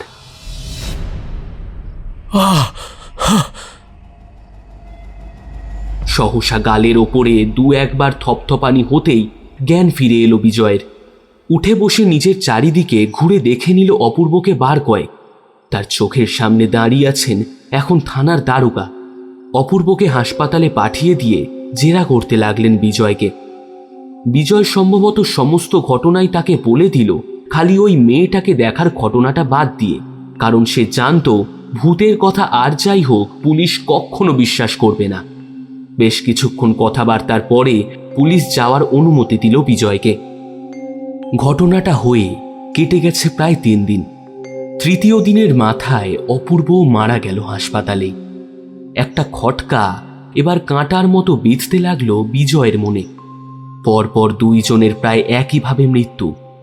না, ব্যাপারটা আর যাই হোক কাকতালীয় মোটেই নয়। পরের দিন অফিসে গিয়ে একদিনের লিভ নিয়ে বেরিয়ে গেল বিজয় নিলয়ের বাড়ির উদ্দেশ্যে। আর যাই হোক, শুরুটা যেখান থেকে হয়েছে সেখানে এর কারণ জানতে পারবো। টিং টিং শব্দে ঘরের কলিং বেলটা বাজতেই ঘরের দরজা খুলে দিলেন নিলয়ের বাবা। নিজের একমাত্র ছেলেকে হারানোর ব্যথা তার সমগ্র মুখে ফুটে উঠেছে অনায়াসে। সমগ্র বাড়িতে দুঃখের একটা কালো ছায়া ছড়িয়ে আছে চারিদিকে। আঙ্কেল, আমি নিলয়ের অফিস থেকে আসছি। আমি ওর কালিগ বিজয়। ও, এসো বাবা, ভিতরে এসো। নিলয়ের বাড়িতে গিয়ে কিছুক্ষণ কথাবার্তার পরেই বিজয় বলে উঠল, আঙ্কেল, নিলয়ের ফোনটা কি পাওয়া যাবে? আসলে অফিসের একটা জরুরি ফাইল ওর ইমেলেই ছিল। আচ্ছা বাবা, দাঁড়াও, দিচ্ছি। কথাটা বলে নিয়ে বৃদ্ধ লোকটি ঢুকে গেলেন ড্রয়িং রুম থেকে বেডরুমের দিকে। ও কিছুক্ষণ পরেই নিজের হাতে করে একটা ফোন নিয়ে এসে তিনি বিজয়ের হাতে দিলেন। ফোনটা হাতে নিয়েই বিজয় ফোন বুকটা খুলে লাস্ট ডায়াল করা কল লগ দেখতে থাকলো এক এক করে। শুরুর দিকে সমস্ত নাম্বারই অফিসের কারোর না কারোর, বেশিরভাগ মেয়েদের। স্ক্রল করতে করতে আচমকা বিজয়ের আঙুলটা থেমে গেল একটা জায়গায়, মনোজ ট্যাক্সি। কল ডিটেল খুলে ডেটটা দেখল বিজয়। ডেটটা সেই দিনের যেদিন নিলয় ওই মেয়েটার সাথে দেখা করতে গিয়েছিল। ট্যাক্সি চালকের নাম্বারটা নিজের ফোনে সেভ করে নিল বিজয়। হোক না হোক এ কিছু বলতে পারবে যে সেই দিন নিলয় কোথায় গিয়েছিল আদতে। নাম্বারটা নিজের কাছে নিয়ে নিলয়ের বাড়ি থেকে বেরিয়ে পড়ল বিজয়। এবার তার শুধু নেক্সট সানডের অপেক্ষা। দেখতে দেখতে সপ্তাহটা কেটে গেল কোনোভাবে, আর যেদিনের অপেক্ষায় এতদিন বিজয় ছিল সেই দিনটাও এসে গেল। নিজের প্ল্যান অনুযায়ী ট্যাক্সি চালককে ফোন করে নিজের বাড়িতে ডেকে নিল বিজয়, ও তারপরে সে এসে যাওয়াতে উঠে বসলো সে ট্যাক্সিতে। কোথায় যাবেন স্যার? নিলয়কে চেনো? হ্যাঁ, উনি তো আমার রেগুলার কাস্টমার। বুঝলাম। তা বলতে পারবে লাস্ট নিলয়কে কোথায় নিয়ে গেছিলে? হ্যাঁ, মনে আছে তো। আসলে নিলয়বাবু তো সচরাচর এমন জায়গায় যেতেন না, তাই ওই জায়গাটা মনে আছে আমার। তবে সেখানে নিয়ে চলো। বিজয়ের কথা অনুযায়ী গাড়িটা শুরু হয়ে পথ ধরল সেই জীর্ণ বাড়িটার। কতক্ষণ কেটেছে তা অজানা। গাড়িটা যখন সেই বাড়ির সামনে এসে থামল, তখন বিকেল আকাশের বুকে নিজের রেখা টেনে দিয়েছে। জীর্ণ বাড়িটার দিকে একবার তাকিয়ে নিয়ে বিজয় বলে উঠল, তোমার মনে আছে এই বাড়িটাই? হ্যাঁ স্যার, ওই দিন আমি তো নিলয়বাবুকে সাথে করে নিয়ে গেলাম আবার। বেশ। ছোট্ট উত্তরটা ট্যাক্সি চালককে দিয়ে নিয়েই বাড়িটার দিকে দৃষ্টিপাত করল বিজয়। নিলয় যে মেয়েটার বর্ণনা দিয়েছিল, বাড়িটার হাল তার সাথে একদমই বেমানান। কিছুক্ষণ পরেই বাড়ির দরজাটা খুলে ভেতর থেকে বেরিয়ে এলো একটা মেয়ে, ঠিক তেমন যেমনটার নিলয় বর্ণনা দিয়েছিল প্রথম দিন। মেয়েটা বাড়ি থেকে বেরিয়ে এসে দাঁড়ালো একটা বাস স্টপে, আর তার কিছুক্ষণ পরেই একটা বাসে উঠে চলে গেল সে। মেয়েটাকে ফলো করো। বিজয়ের কথা অনুযায়ী ট্যাক্সিটা ছুটে চলল বাসের পিছন পিছন। কিছুক্ষণ পরেই বাসটা এসে থামল একটা সিনেমা হলের ঠিক বাইরে। মাধুরী নেমে এলো সেই বাসটা থেকে নিচে ও এগিয়ে গেল সিনেমার দিকে। ট্যাক্সিকে দাঁড় করিয়ে দিয়ে বিজয় এগিয়ে গেল ওর পিছু পিছু হলের ভেতরে। ভেতরে একটা অজানা মুভি চলছে, যেটার দিকে বিজয়ের মন কোনোভাবেই নেই। বিজয়ের সামনের রোতে বসে থাকা মাধুরীও যে মুভিটা দেখতে আসেনি, সেটা তার চঞ্চল দুই চোখ দেখলেই বোঝা যায়। তার দুই চোখ যেন অনবরত দেখে চলেছে এদিক ওদিক, আর বিজয়ের স্থির চোখ চেপে বসেছে মাধুরীর ওপরে। কোনো মতে ইন্টারভেল কেটে গেল, নিজের সিট ছেড়ে উঠে গেল মাধুরী। বিজয় যেন আগে থেকেই জানতো যে মাধুরী উঠে যাবে, কাজেই সে যাওয়ার সাথে সাথে উঠে দাঁড়ালো বিজয় ও সামনের দিকে ঝুঁকে কি একটা আশঙ্কা মনে নিয়ে তাকালো মাধুরীর বসে থাকা সিটের ওপর। সেখানে পড়ে আছে একটা লেডিস পার্স। সেটা দেখা মাত্রই যেন সমস্তটা জলের মতো পরিষ্কার হয়ে গেল বিজয়ের সামনে। পার্সটা তুলে নিয়ে সে খুলে দেখল একবার। পার্সের মধ্যে আছে নামমাত্র কয়েকটা নোট আর একটা গোলাপি রঙের চিরুনি, এছাড়া একটা লিপস্টিক আর একটা ভিজিটিং কার্ড। নিজের 2 আঙুলে করে কার্ডটা বের করে এনে নিজের নজর বসিয়ে দিল বিজয় কার্ডে লেখা অ্যাড্রেসের ওপরে, আর তার 2 ঠোঁট আপোষের মধ্যে নড়ে উঠে বলল, তো মিস মাধুরী, এবার আমি আসছি আপনার পার্স আপনাকে ফিরিয়ে দিতে। সমস্তটা যেন ধীরে ধীরে আবরণ মুক্ত হতে শুরু করেছে বিজয়ের সামনে। কিন্তু এখনো একটা কথা বিজয়ের মাথায় কিছুতেই ঢুকছে না। কেন ঢুকছে না সেটাও সে জানে না, কারণ মেয়েটা যে কেন এইভাবে হত্যালীলা চালিয়ে যাচ্ছে তা সত্যিই তার কাছে অজানা। পরের দিন বিকেলে বিজয় এসে হাজির হলো সেই পুরনো বাড়িটার সামনে। কিছুক্ষণ অপেক্ষার পর একজন বৃদ্ধা এসে খুলে দিল দরজাটা। বিজয়কে বাইরে দেখে নিজের ছোট বড় অসমান 2 চোখ দিয়ে একবার ভালো করে জরিপ করে নিল পা থেকে মাথা পর্যন্ত। মাধুরী কি এখানেই? কিচ্ছু বলল না বৃদ্ধা। সে কেবল দরজাটা পুরো খুলে দিয়ে বিজয়কে ভেতরে ঢুকে আসার ইশারা করে চলে গেল ভেতরে। বিজয় তার পিছু পিছু গিয়ে ঢুকলো ঘরের মধ্যে। কে এসেছে দিদা? কথাটা বলতে বলতে রুমের ভেতর থেকে বাইরে বেরিয়ে এলো মাধুরী, এবং তাকে দেখে অচেনার ভাব নিয়ে বিজয় বলে উঠল, আসলে এই পার্সটা ও থ্যাংক ইউ। আসলে কাল এটা আমি হারিয়ে এসেছিলাম। ভিতরে তেমন কিছু নেই, তবুও পার্সটা যেহেতু আমার একটা ফ্রেন্ড আমাকে গিফট করেছিল, তাই এটা খুব স্পেশাল আমার জন্য। আপনাকে কি বলে যে ধন্যবাদ দেব। তার দরকার নেই। আচ্ছা, আমি তবে আসি, আমার কাজ শেষ। আরে চলে যাবেন কেন? এক কাপ কফি খেয়ে যান অন্তত। বিজয় চলে যাবে শুনে কথাটা প্রায় বিচলিত হয়ে বলে উঠল মেয়েটা, যেটা অনায়াসে বিজয়ের মনে কৌতূহলের সৃষ্টি করল। আমি চা বা কফি কোনোটাই খাই না। অফার করার জন্য ধন্যবাদ। একবার অন্তত খেয়ে যান, আমাকে একটা থ্যাঙ্কস বলার সুযোগ তো দিন। বেশ। বিজয়কে সোফায় বসিয়ে দিয়ে মেয়েটা চলে গেল রান্নাঘরের দিকে, আর তার দিদা নিজের রুমে গিয়ে দরজার আড়াল থেকে দেখে চলল বিজয়ের দিকে। বিজয় নিজের চোখ চারিদিকে ঘুরিয়ে একবার দেখে নিল সমস্ত ঘরটা। বিজয়ের নজর ঘুরতে ঘুরতে সহসা থেমে গেল সেই বৃদ্ধার দিকে, যে বিজয়ের চোখ তার দিকে পড়া মাত্রই দড়াম করে একটা শব্দের সাথে বন্ধ করে নিল নিজের রুমের দরজাটা। মাধুরী কফি নিয়ে এসে গেল কিছুক্ষণের মধ্যেই। কফি খেতে খেতেই মাধুরী বিজয়ের সাথে কথা বলছিল, এমন সময় তার ফোনটা বেজে উঠল। এক্সকিউজ মি, আমি একটু আসছি। বিজয়কে কথাটা বলে নিজের ফোনটা নিয়ে রান্নাঘরের দিকে চলে গেল মাধুরী। কি কথা সে বলছে সেটা মৃদুভাবে ভেসে এলেও বুঝতে কিছুই পারল না বিজয়। বিজয় নিজের ঠোঁট থেকে কাপটা নামিয়ে রাখছে, এমন সময় মাধুরী ফিরে এলো। সরি উঠে যাওয়ার জন্য। আরে দ্যাটস নট এ প্রবলেম। আমি এবার আসি তবে। আর হ্যাঁ, এই পার্স ছড়িয়ে সকলকে নিচে ট্রাফে ফেলার প্রকল্পটা এবার থামিয়ে দিন। মানে? মানেটা আপনি ভালোভাবেই জানেন যে আমি কি বলতে চাইছি। বাকি আপনি বুদ্ধিমতী। আপনি কি বলছেন আমি বুঝতে পারছি না। সময় থাকতে বুঝে গেলে ভালো, নয়তো খারাপভাবে বুঝতে আপনার ভালো লাগবে না। আসি। বাড়ি থেকে বিজয় বেরিয়ে এলো। ঘড়ির কাঁটা রাত 9টার জানান দিচ্ছে। রাতের খাওয়া সেরে বিজয় বসে আছে নিজের রুমে।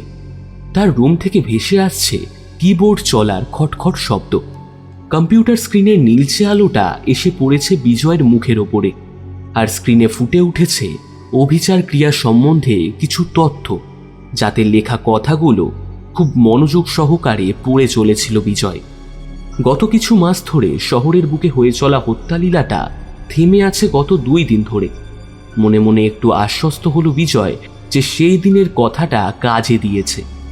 বিকেলে অফিস থেকে বেরিয়ে একটা মলের ক্যাফেতে গিয়ে বসল সে। কিছুক্ষণ পর ওয়েটার এসে অর্ডার নিয়ে গেল, এমন সময় বিজয়ের নজর পড়ল তার সামনের সিটে বসে থাকা মাধুরীর ওপর।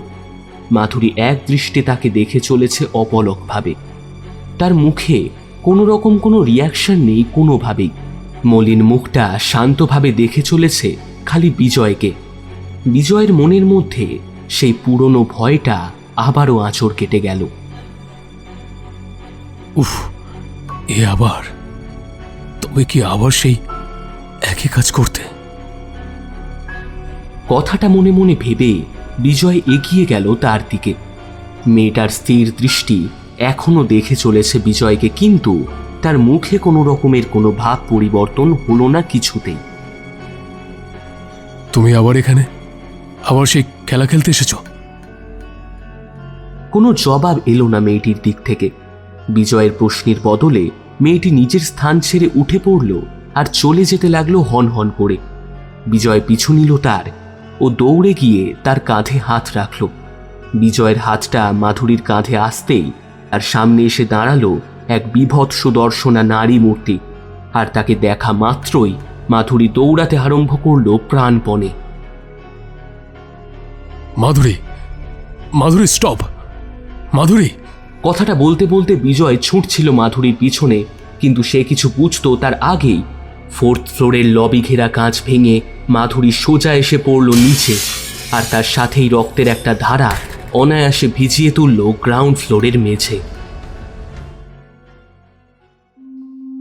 দেখুন বিজয়বাবু, সমস্তটা যদি আপনি বলে দেন তাহলে ভালো হবে আপনার ক্ষেত্রেও আর আমাদের ইনভেস্টিগেশনের ক্ষেত্রেও। দেখুন স্যার, আমি যা যা জানতাম সে কথা আমি আপনাদের বলেছি অলরেডি, কাজেই আমার মনে হয় না আর কিছু বলা বাকি আছে। দেখুন বিজয়বাবু, আপনার মতে ওই বাড়িতে ওই মেয়েটা থাকতো তার দিদার সাথে, কিন্তু আজকাল আমাদের টিম গিয়ে দেখে এসেছে ওই বাড়ির হাল এমন যে সেখানে কেউ থাকতে পারবে না। চারিদিকে ধুলোর মোটা আস্তরণ, মাকড়সার জাল সব কিছু রয়েছে। আপনার কথা অনুযায়ী যদি তারা সেখানে থাকতো তবে এক রাতের ব্যবধানে এটা হওয়া নিশ্চয়ই সম্ভব নয়, সেটা আপনিও জানেন ভালো মতো। মানে এটাই যেটা আপনি শুনলেন। তার থেকে বড় কথা, যে মেয়েটাকে আপনি মাধুরী বলছেন তার আসল নাম নীলিমা, মূল বাসিন্দা বাঁকুড়ার। সে একজন স্ট্রাগলিং অ্যাক্টর। That's it.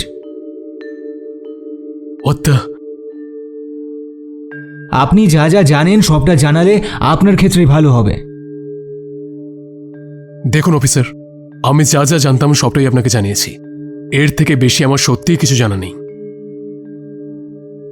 বিজয়ের মুখের দিকে তাকিয়ে নিজের এত বছরের এক্সপিরিয়েন্সের ওপরে বিশ্বাস করে তাকে ছেড়ে দিল থানার বড়বাবু। থানা থেকে বেরিয়ে বাড়ি গিয়ে সকলকে নিজের ফ্ল্যাটে ডেকে পাঠালো বিজয়। রাতে যথাসময়ে সকলে এসে হাজির হলো। অনেকদিন পর আজ আমরা স্বস্তির নিঃশ্বাস নেব। এতদিন ধরে যার জন্য এইসব এত হত্যা চলছিল, কাল সে নিজেই ফাঁদে পড়ে মরেছে। মানে? কথাটা বলে উঠল রূপা। মানে কাল আমি ওই মেয়েটাকে ঝাঁপ দিতে দেখেছি। ও যে কিসের জন্য এটা করেছে সেটাও আমার জানা। মানে কি বলছিস? খোলসা করে বল। আমি খুব ভালো করেই জানতাম যে ও নিজের পার্স এখানে সেখানে প্ল্যান করে, আর যে সেটা ওর বাড়িতে ফিরিয়ে দিতে যায় তার উপরে মারণ ক্রিয়া করে তাকে মেরে ফেলে। কিছুদিন আগে আমি ওর বাড়িতে গিয়েছিলাম পার্স দিতে। ও আমাকে কফি খেতে ইনসিস্ট করে, আর সেই সময় আমি সুযোগ বুঝে আমাদের কাপটা বদলে দিই। তাতে কি?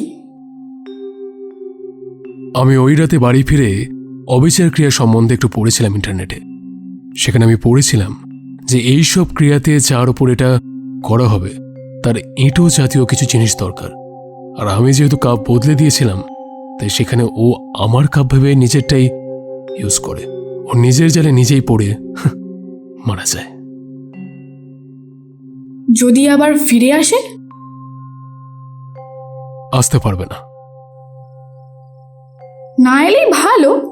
যাক, একটা প্রবলেম কাটলো। সকলে এক কাপ কফি খেলে কেমন হয়? সেদিন সন্ধ্যাটা বেশ ভালোভাবেই কেটে গেল সকলের। রাতে খেয়ে দিয়ে কখন যে বিজয়ের ঘুম এসেছে তা খেয়াল নেই। গভীর ঘুমের আচ্ছাদনটা আচমকাই কেটে গেল। ঘরের এসিটা তখন চলছে তার নিম্ন তাপমাত্রায়, তা সত্ত্বেও একটা অজানা গরম ভাব ঘিরে ধরল বিজয়কে। গলাটা শুকিয়ে কাঠ হয়ে আসছে তার, ঘামে ভিজে উঠেছে তার সমগ্র শরীর। নিজেকে বারংবার ধাতস্থ করার চেষ্টাটা যেন বিফলে যেতে লাগছে তার। বিছানার ওপরেই কিছুক্ষণ বুঁদ হয়ে বসে থাকল বিজয়। রাতের স্তব্ধতা ধীরে ধীরে গ্রাস করছে তাকে। উঠে কি তার ভাইকে ডাকবে? কি করলে ঠিক হবে বুঝতে পারছে না কিছুই। এমন সময় তার রুমের দরজার দিকে এগিয়ে আসা পায়ের মৃদু শব্দ শুনে তার কান দুটো যেন সজাগ হয়ে উঠল। বিজয় অপূর্বের ফ্ল্যাটমেটের থেকে শুনেছে যে ওই দিন রাতে নাকি অপূর্বের সাথেও ঠিক এমনটাই হয়েছিল। নিজের বিছানা ছেড়ে দরজার কাছে এগিয়ে গেল বিজয়। দরজায় লাগোয়া স্টিলের হাতলটা ধরে নিয়ে খুব সন্তর্পণে সে সেটা টেনে খুলে দিল। না, কোথাও তো কেউ নেই, চারিদিক খালি অন্ধকার। একটা স্বস্তির দীর্ঘশ্বাস ফেলল বিজয়, ও তার সাথেই পিছন দিক থেকে তার কাঁধের উপরেও এসে পড়ল একটা ঠান্ডা দীর্ঘশ্বাস, যা ছড়িয়ে গেল তার সমগ্র শরীরের ওপরে। আর তার সাথেই একটা ঠান্ডা শিহরণ খেলে গেল বিজয়ের শরীরে। কোথা থেকে চামড়া আর মাংস পোড়ার একটা তীব্র গন্ধ এসে ধাক্কা দিল বিজয়ের নাকে। একটা সরু নরম হাত দেখতে দেখতে এসে চেপে বসল বিজয়ের ঘাড়ে। একটা ঠান্ডা হিমশীতল গাঢ় তরল আস্তে আস্তে গড়িয়ে আসতে লাগলো সেই হাত থেকে বিজয়ের ঘাড় বেয়ে নিচের দিকে। নিজের কাঁপা কাঁপা হাতটা উঠিয়ে একবার ঘাড়ের কাছটা ছুঁয়ে ওই আধারের মাঝেও যেন জিনিসটা কি সেটা একবার দেখতে চাইল বিজয়। আর তার সাথেই সেই প্রবল চিৎকারটা আবারও ভেসে এলো বিজয়ের কানে। জ্ঞান যখন ফিরল তখনও রাতের আধার প্রবল। দরজাটার কাছেই অজ্ঞান হয়ে গিয়েছিল বিজয়। নিজেকে সামলে নিয়ে ধীরে ধীরে উঠে দাঁড়ালো সে। বিজয়ের গলা এখনো শুকিয়ে কাঠ হয়ে আছে। একটা শুকনো ঠোক গিলে বিজয় ধীর পায়ে এগিয়ে গেল কিচেনের দিকে। কিচেনের ছোট্ট হলুদ আলোটা জ্বালিয়ে নিয়ে র‍্যাক থেকে একটা কাঁচের গ্লাস বের করে নিয়ে ওয়াশ বেসিনের দিকে হাত বাড়িয়ে ধুতে লাগলো সেটা। ট্যাপ থেকে পড়তে থাকা জলের ধারার শব্দে অনায়াসে রাত্রের নিঝুম স্তব্ধতা ভেঙে খান খান হয়ে গেল। ছড়ছড় শব্দে ভেসে যাওয়া আলো আঁধারি কিচেনের সিঙ্ক থেকে বেরিয়ে আসা একটা মিশমিশে কালো হাত অনায়াসে চেপে ধরল বিজয়ের হাতটা। আতঙ্কে একটা তারস্বরে চিৎকার করে উঠল বিজয় অনায়াসে। কি হয়েছে দাদা? বিজয়ের পিছন থেকে ভেসে এলো ওর ভাইয়ের গলা। ওরই একটা হাত এসে চেপে বসেছে বিজয়ের কাঁধে। না না, কিছু না। তুই এখানে? তোমার আওয়াজ শুনে গেলাম। কিছু কি দেখে ভয় পেয়েছো? না না না তো, কিছু না। যা তুই ঘুমা। আমার ঘুম হচ্ছে না ঠিক করে, তাই হয়তো এইসব দেখছি। কি সব দাদা? কথাটা বলতে বলতেই যেন আস্তে আস্তে বদলে যেতে লাগলো ওর চেহারাটা। মুখের একটা দিক পুড়ে গিয়ে গলে গলে পড়তে লাগলো চামড়া। বন্ধ মুখের ভেতর থেকে দাঁতগুলো দেখা যাচ্ছে সহজেই। চোখের সাদা মণিটা চিরে গিয়ে অঝরে ঝরে পড়ছে রক্তের ধারা। আর সেই চেরার মাঝে বিধে আছে একটা ধারালো ব্লেড। ওর হাত রূপান্তরিত হয়েছে একটু আগে সিঙ্ক থেকে বেরিয়ে আসা হাতের রূপে। জল খাবে দাদা?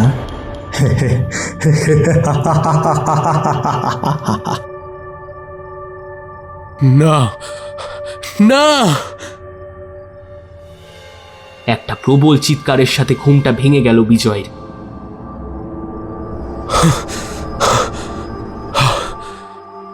কি বিভৎস স্বপ্ন।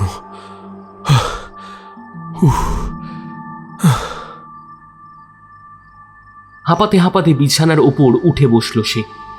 ঘরের মাঝে ছোট্ট হলুদ আলোটা জ্বলে আছে নির্বাকভাবে। দেওয়াল ঘড়িতে রাত 2:30 জানান দিচ্ছে। আর তার সাথেই সেটির সাথে ঝুলতে থাকা পেন্ডুলামের ছায়াটা দেওয়ালের গায়ে দুলে চলেছে অনবরত। ঢোক ঢোক শব্দে সমস্ত জলটা এক নিঃশ্বাসে গলাধকরণ করে নিয়ে একটা হাঁপ ছাড়ল সে। বিজয়ের হাতে থাকা গ্লাসটা এখনো ঘুরে চলেছে গোল গোল করে। বিজয়ের স্থির দৃষ্টি দেখে চলেছে কাঁচটাকে অপলকভাবে। বিজয়ের মনে হঠাৎ একটা খেয়াল ঘটে গেল অনায়াসে। আচ্ছা, অপূর্ব কিছুদিন আগে কাঁচ খাচ্ছিল না? কাঁচকে খেতে ভালো লাগে, একবার খেয়ে দেখতে দোষ কি?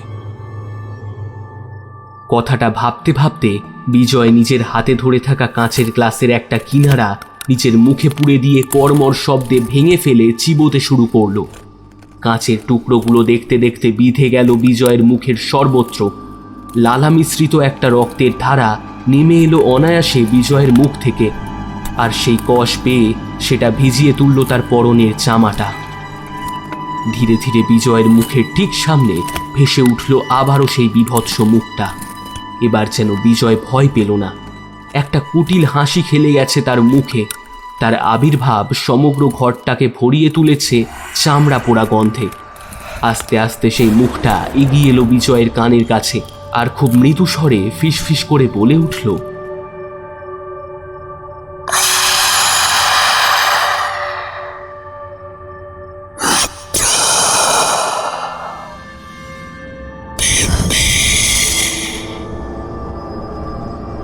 তার কথাটা শেষ হতেই বিজয় অজ্ঞান হয়ে গেল সেখানেই। সকালে যখন জ্ঞান ফিরল তখন বাজে 6টা। সুমন তখনও ওঠেনি ঘুম থেকে।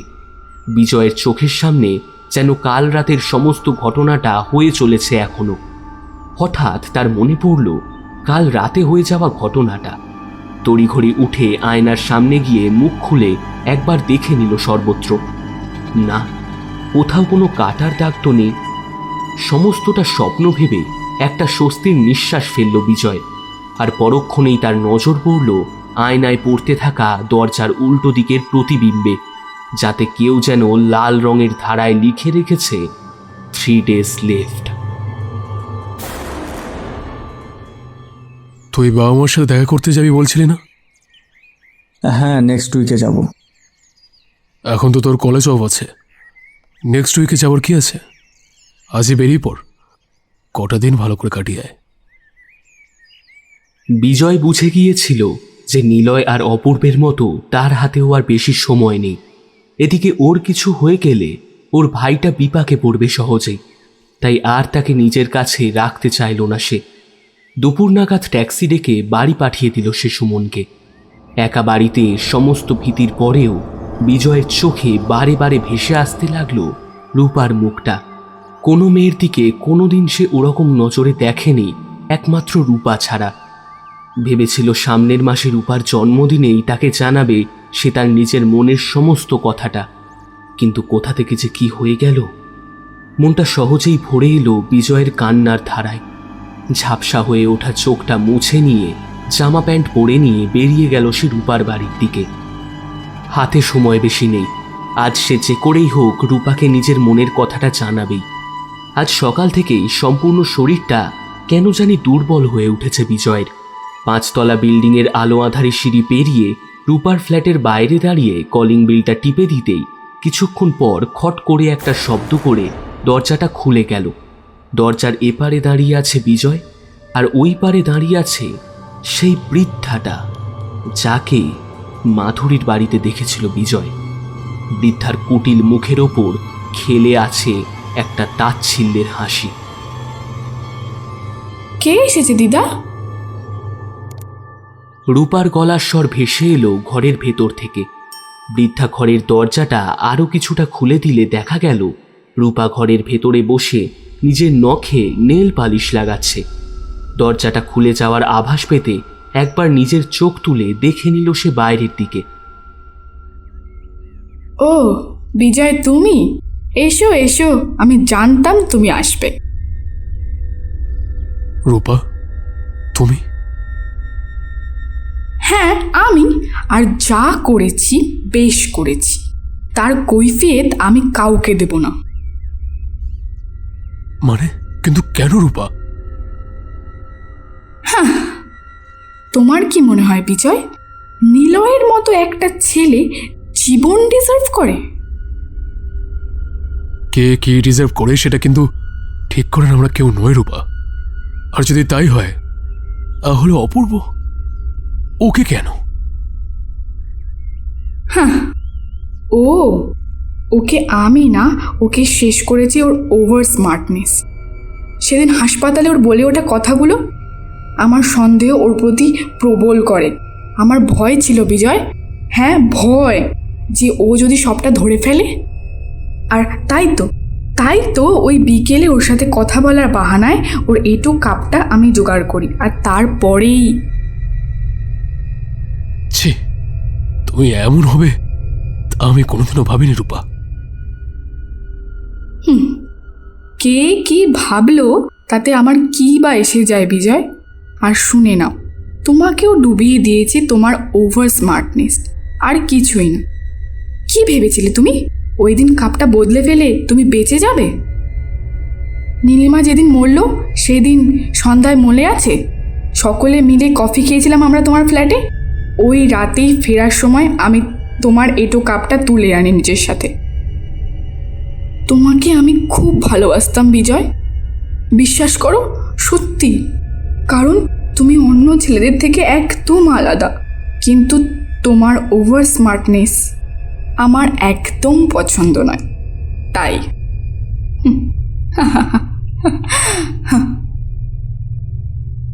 রূপার বলা কথাগুলো একে একে এসে যেন তীরের মতো বিঁধতে লাগলো বিজয়ের বুকে। নিজের জীবনের শেষ কটা মুহূর্ত সে চেয়েছিল নিজের ভালোবাসার মানুষের সাথে কাটাতে, কিন্তু তার এই কী রূপ সে দেখছে! এমন রূপ দেখে নিজের ওপর কেমন যেন প্রচণ্ড রাগ হয়ে গেল বিজয়ের।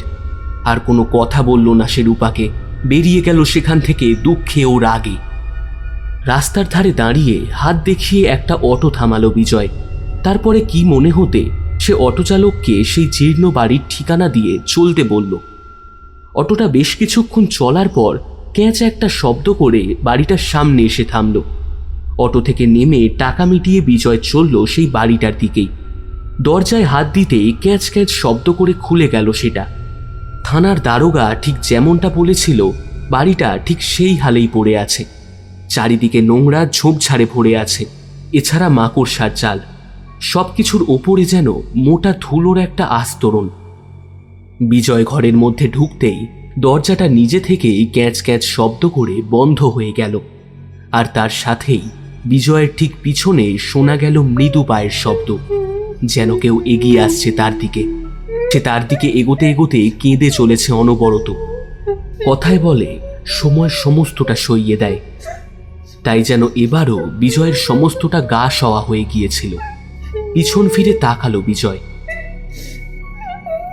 থামো, কে তুমি? আর কিসের জন্যই বা তুমি এমন করে হত্যা চালিয়ে যাচ্ছ?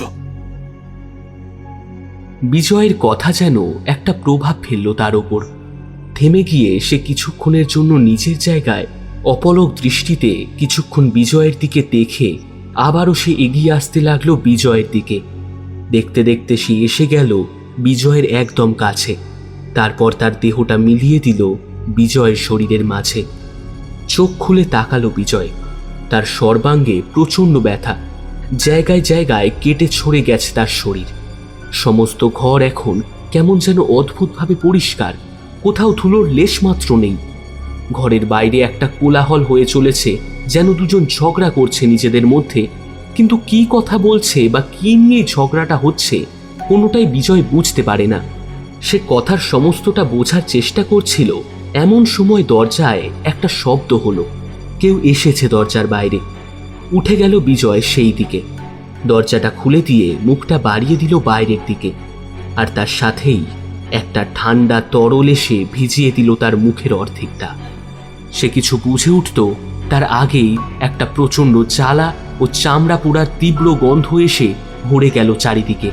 কুকিয়ে কেঁদে উঠল সে।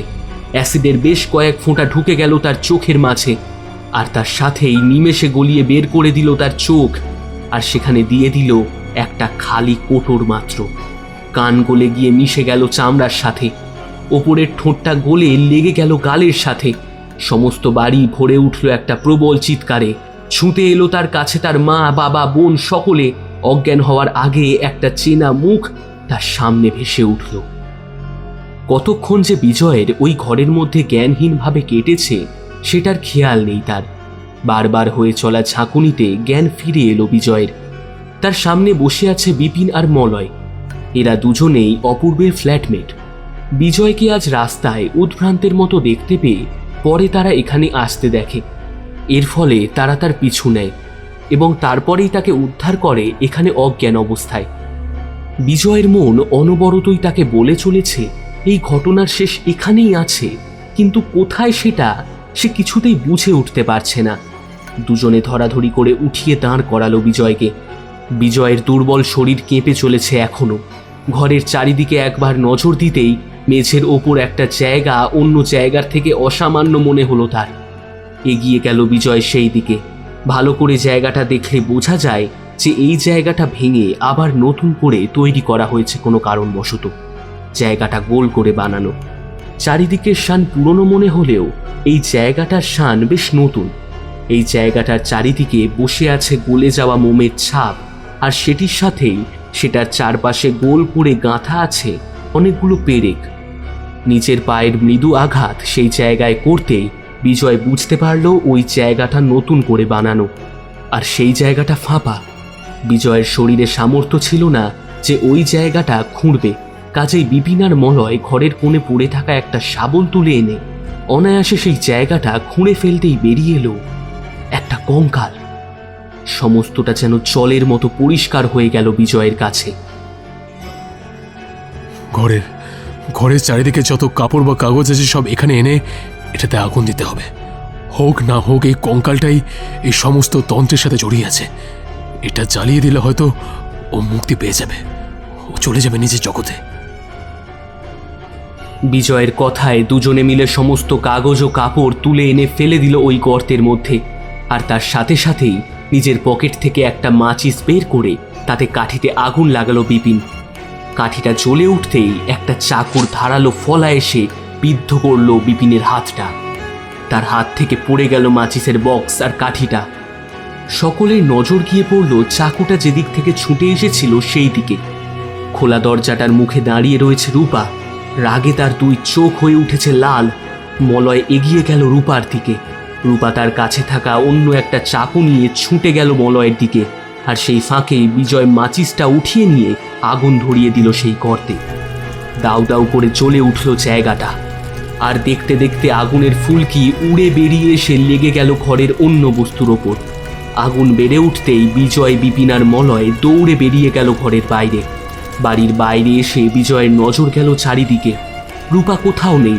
ছুটে গেল বিজয় আবারও বাড়ির মধ্যে। আর কিছুক্ষণের মধ্যেই অজ্ঞান হয়ে যাওয়া রূপাকে তুলে নিয়ে এলো বাইরে। একটা হাওয়ার দাপট ছুঁয়ে গেল বিজয়কে। আর তার সাথেই তার কানে কেউ যেন ফিসফিসিয়ে বলে গেল,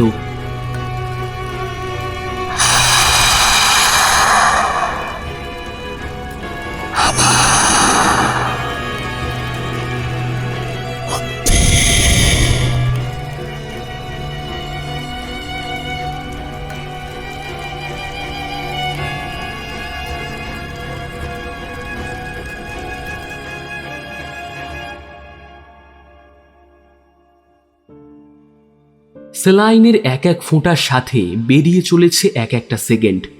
কতক্ষণ কেটেছে সত্যিই জানা নেই। রূপা চোখ খুলে তাকিয়ে উঠে বসল আস্তে আস্তে হসপিটালের বেডের ওপর। তার পায়ের কাছে তার দিকে এক দৃষ্টে তাকিয়ে আছে বিজয়। তার দিকে চোখ পড়তেই রূপার চোখ ভরে এলো অজানা কারণেই। কেন রূপা? প্রশ্নটা রূপার কানে যেতেই অঝরে কেঁদে ফেলল সে। আর তারপর নিজেকে শান্ত করে ফোঁপাতে ফোঁপাতে বলল,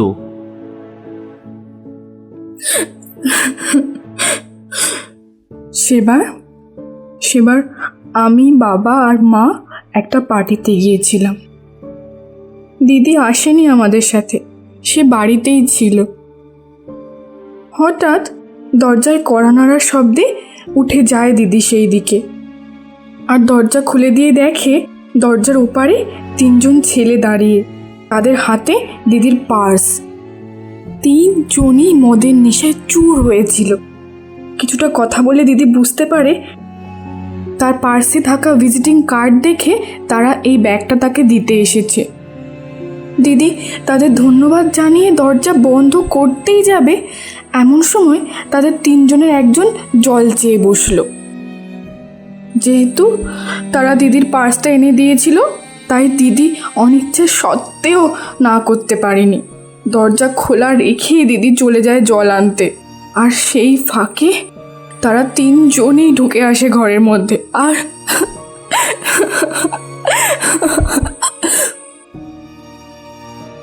কথাটা বলতে বলতে কেঁদে ফেলল রূপা আবারও একবার।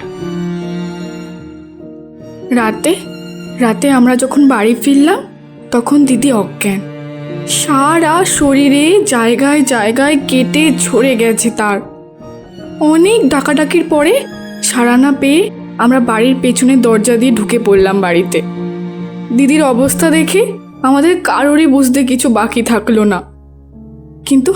কিন্তু আমার বাবা চাইলো সবটা চেপে যেতে, যাতে কাউকে কিছু না জানানো হয়। এই নিয়ে আমার আর বাবার সাথে অনেক ঝামেলা হয়। শেষে বাবাকে কিছু না জানিয়েই আমি আর দিদি গিয়ে থানায় কমপ্লেন করে আসি। কিন্তু ওরা 3 জনই বড়লোকের বাবার ছেলে হওয়ায় পুলিশেরা তাদের কিচ্ছু করে না, উল্টে সবটা জানিয়ে দেয় তাদের। পরের দিন বাবা জানতে পেরে যায় আমরা পুলিশের কাছে গিয়েছিলাম, তাই নিয়ে আমার আর বাবার মধ্যে আবার ঝগড়া হয়। এমন সময় দরজার কড়া নড়ে। দিদি উঠে খুলতে যায় দরজাটা, আর তার সাথেই আমাদের ঝগড়া থামিয়ে দিয়ে ভেসে আসে দিদির করুণ চিৎকার। ডাক্তার জানায় যে আর কিচ্ছু হওয়ার নয়। অনেক কটা সার্জারি করানো হয় দিদির, কিন্তু কোনো ফল পাওয়া যায় না। এদিকে সার্জারি আর ওষুধের পেছনে বাবার সমস্ত টাকা শেষ হয়ে দেনায় ডুবে যায় তিনি। একদিন রাতে তিনি ঘুমের ওষুধ খেয়ে আত্মহত্যা করেন। বাবা চলে যাওয়ার কিছুদিনের মধ্যেই মাও মারা যান। সেই দিন থেকেই প্রতিহিংসার একটা আগুন তাও তাও করে জ্বলে ওঠে আমার মধ্যে। আমি বুঝি যে পুলিশ কিছুই করবে না, আর শুধু পুলিশ কেন, কেউই কিচ্ছু করবে না। একটা কলেজ ফ্রেন্ডের সাথে দেখা হয় আমার এই মাঝেই। তার সাথে কথা বলে জানতে পারি আমাদের এই শহরের বাইরে একটা শ্মশান আছে, আর সেখানে একজন বৃদ্ধ তান্ত্রিক থাকে। সে নাকি লোকেদের কাজ করে দেয়, তার বদলে তার খালি প্রাণের বলি চাই। এতে করে তার নাকি শক্তি বৃদ্ধি পায়। আমার মনের মাঝে জ্বলতে থাকা আগুন যেন ইন্ধন পেয়ে গেল। ছুটে গেলাম আমি সেই শ্মশানে, কিন্তু দুর্ভাগ্য আমার, দেখা পেলাম না কারোরই। 1 দিন, 2 দিন, 3 দিন, না, কাউকেই পেলাম না। অন্যদিকে দিদির একটা সার্জারির ডেট এগিয়ে আসে। আমি সেটার জন্য অফিস থেকে, ব্যাংক থেকে লোন নিই। কিন্তু যেদিন সার্জারি, সেদিন সকালে উঠে দেখি দিদি নিজের হাতের শিরা রাতে কেটে ঘুমিয়ে পড়েছে চিরতরে। মনটা কেন জানি সেদিন থেকেই বড্ড ভারী হয়ে পড়েছিল। খুব রাগ হয়েছিল জানো, খুব। কেউ একবারও এটা ভাবলো না যে ওরা চলে গেলে আমার কি হবে, কেউ না। তারপর থেকেই আমি ঘুরে বেড়াচ্ছি প্রতিহিংসার আগুনে। যে করেই হোক এর বদলা আমি চাই। যেদিন দিদি চলে যায় আমাকে ছেড়ে, সেদিন বিকেলে আমার বাড়ির দরজায় কড়া নাড়ে ওই বুড়ি। প্রথমটা চিনতে পারিনি আমি, কে বা কেন জিজ্ঞেস করাতে আমাকে বলে ওঠে, আমাকেই তো খুঁজছিলি এতদিন, আজ নিতে এসেছি, তাতে এত প্রশ্ন কিসের? কিছুক্ষণ যেন হতভম্ব হয়ে দেখি তাকে, আর তারপরে তাকে সবটা জানাতে সে রাজি হয় আমাকে সাহায্য করতে। তবে শর্ত একটাই, যে যাকে উদ্দেশ্য করে তন্ত্র করা হবে তার মৃত্যু হবে, তাতে আমি কোনো বাধা দেব না। তারপরেই দিদির দেহটা অমন মাটিতে গেড়ে শুরু করে তার ওপর বসে তন্ত্র সাধনা। দেখতে দেখতে একে একে 3 জনের মৃত হওয়ার খবর ছড়িয়ে পড়ে সমস্ত খবরে। যদি জানতাম যে ওইভাবে দিদিকেও বাধা পড়ে যেতে হবে আর ও কষ্ট পাবে, তাহলে কোনো দিনও। আর নীলিমা?